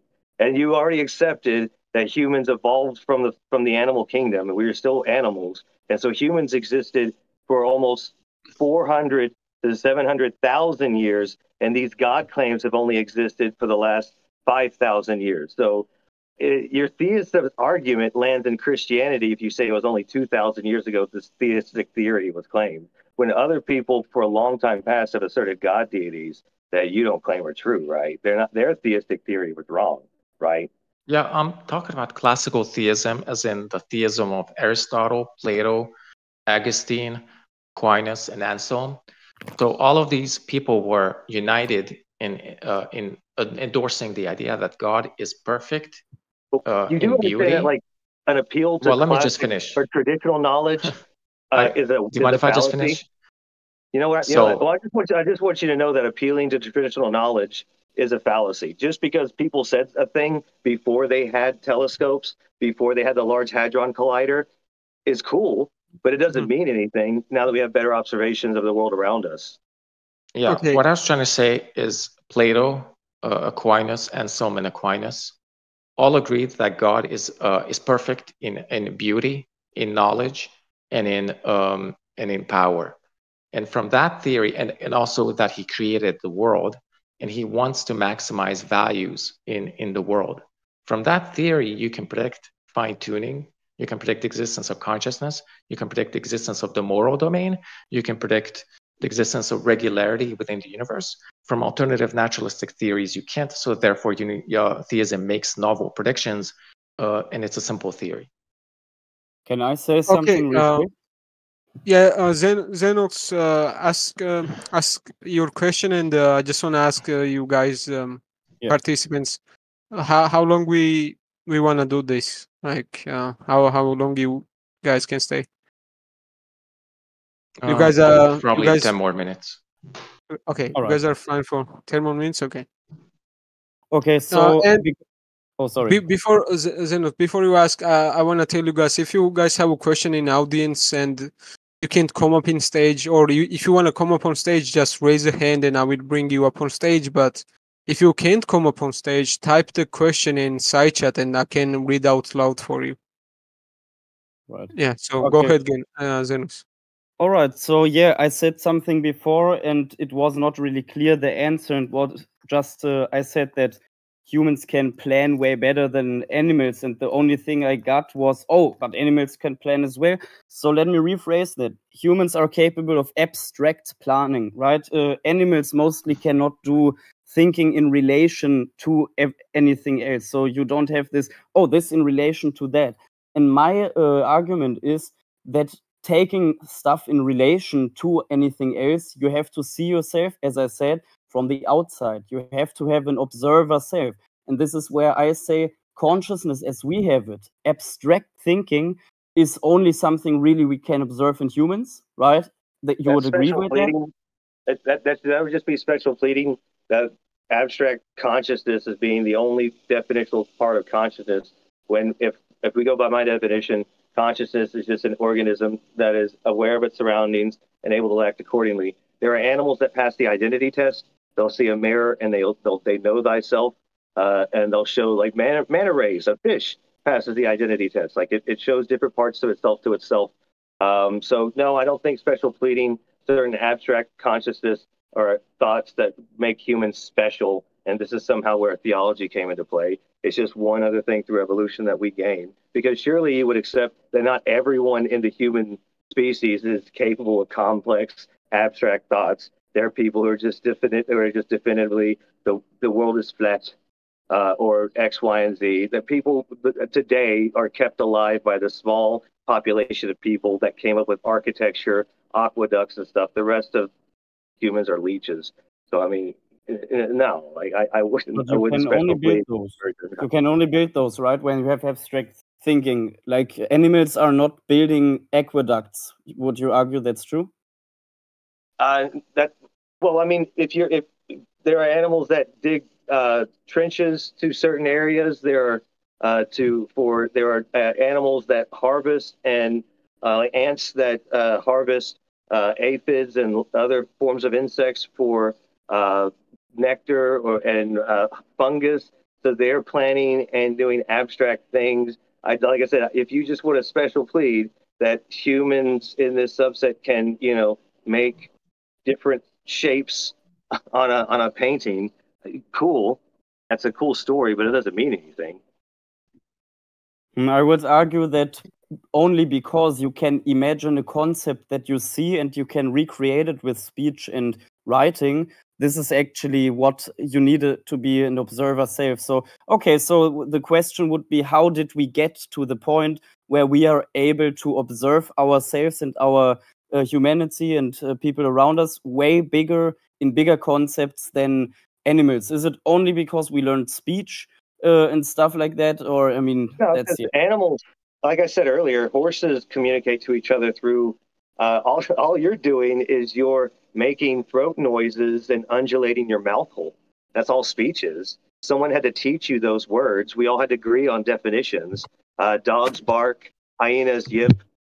T-Rexes likely made low infrasounds that they were able to communicate on hunts. So communication doesn't make us special because rattlesnakes communicate with every species, right? They rattle that tail, and whether you want to eat them or you want to get away from them, it's trying to give you a call and response. So.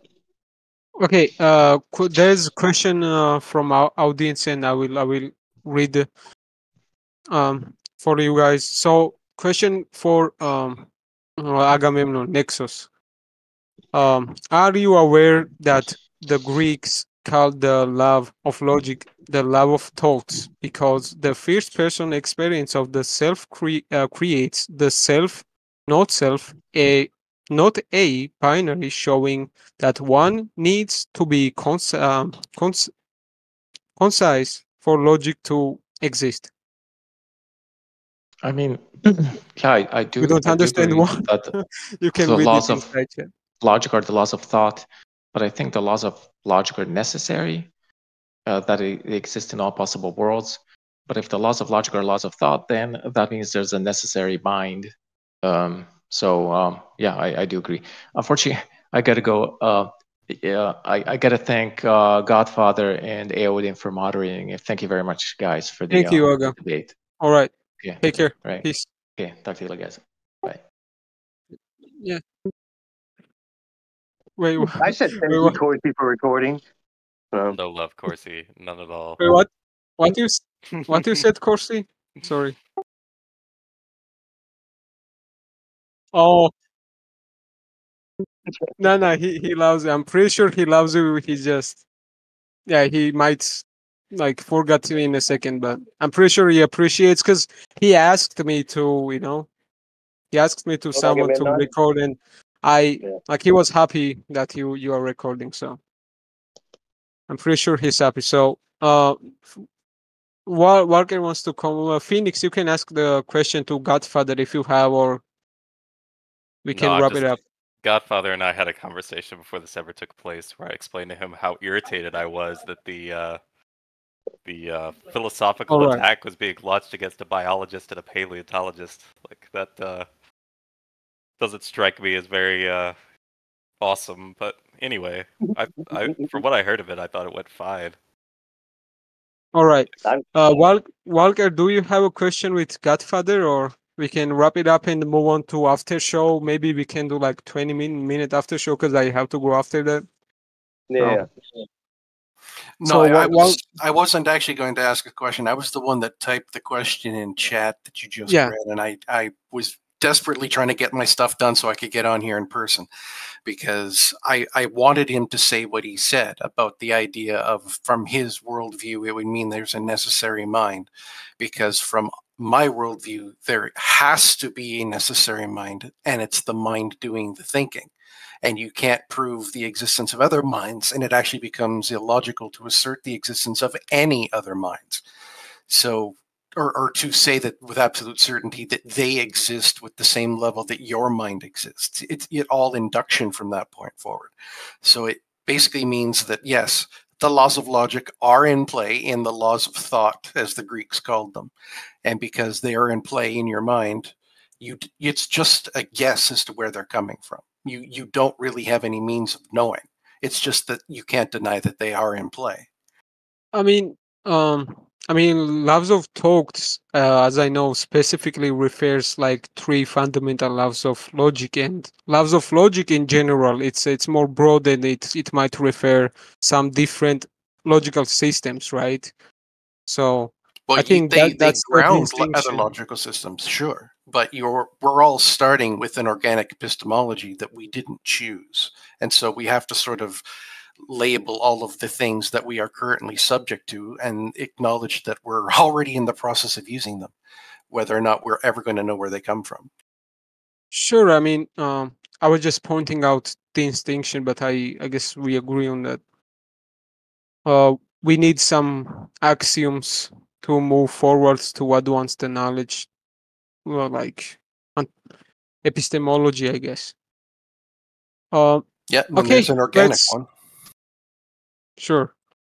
Okay, I guess we can. If anyone has question to GFT before we move on to after show, I guess. GFT, did that go how you thought it would go? Well, yeah, like I said, it was pretty much verbatim what he gave Aodin and I last week when he said he wasn't ready with the scripts. It was the same thing. The argument from morality, the argument for consciousness, fine tuning, and so like I went in. It did surprise me that he went with simplicity as like the thing that science looks for, which is true. But him just saying God is all or maximally powerful and he has a will. Those are only two propositions. Therefore, it's simple. Yeah, it's. Yeah.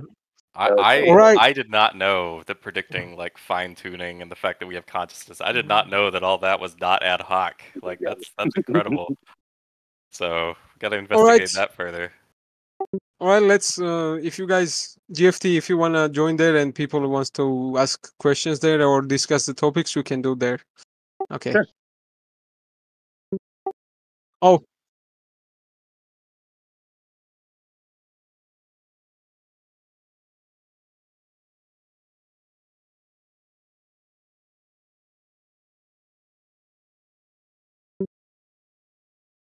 Sure.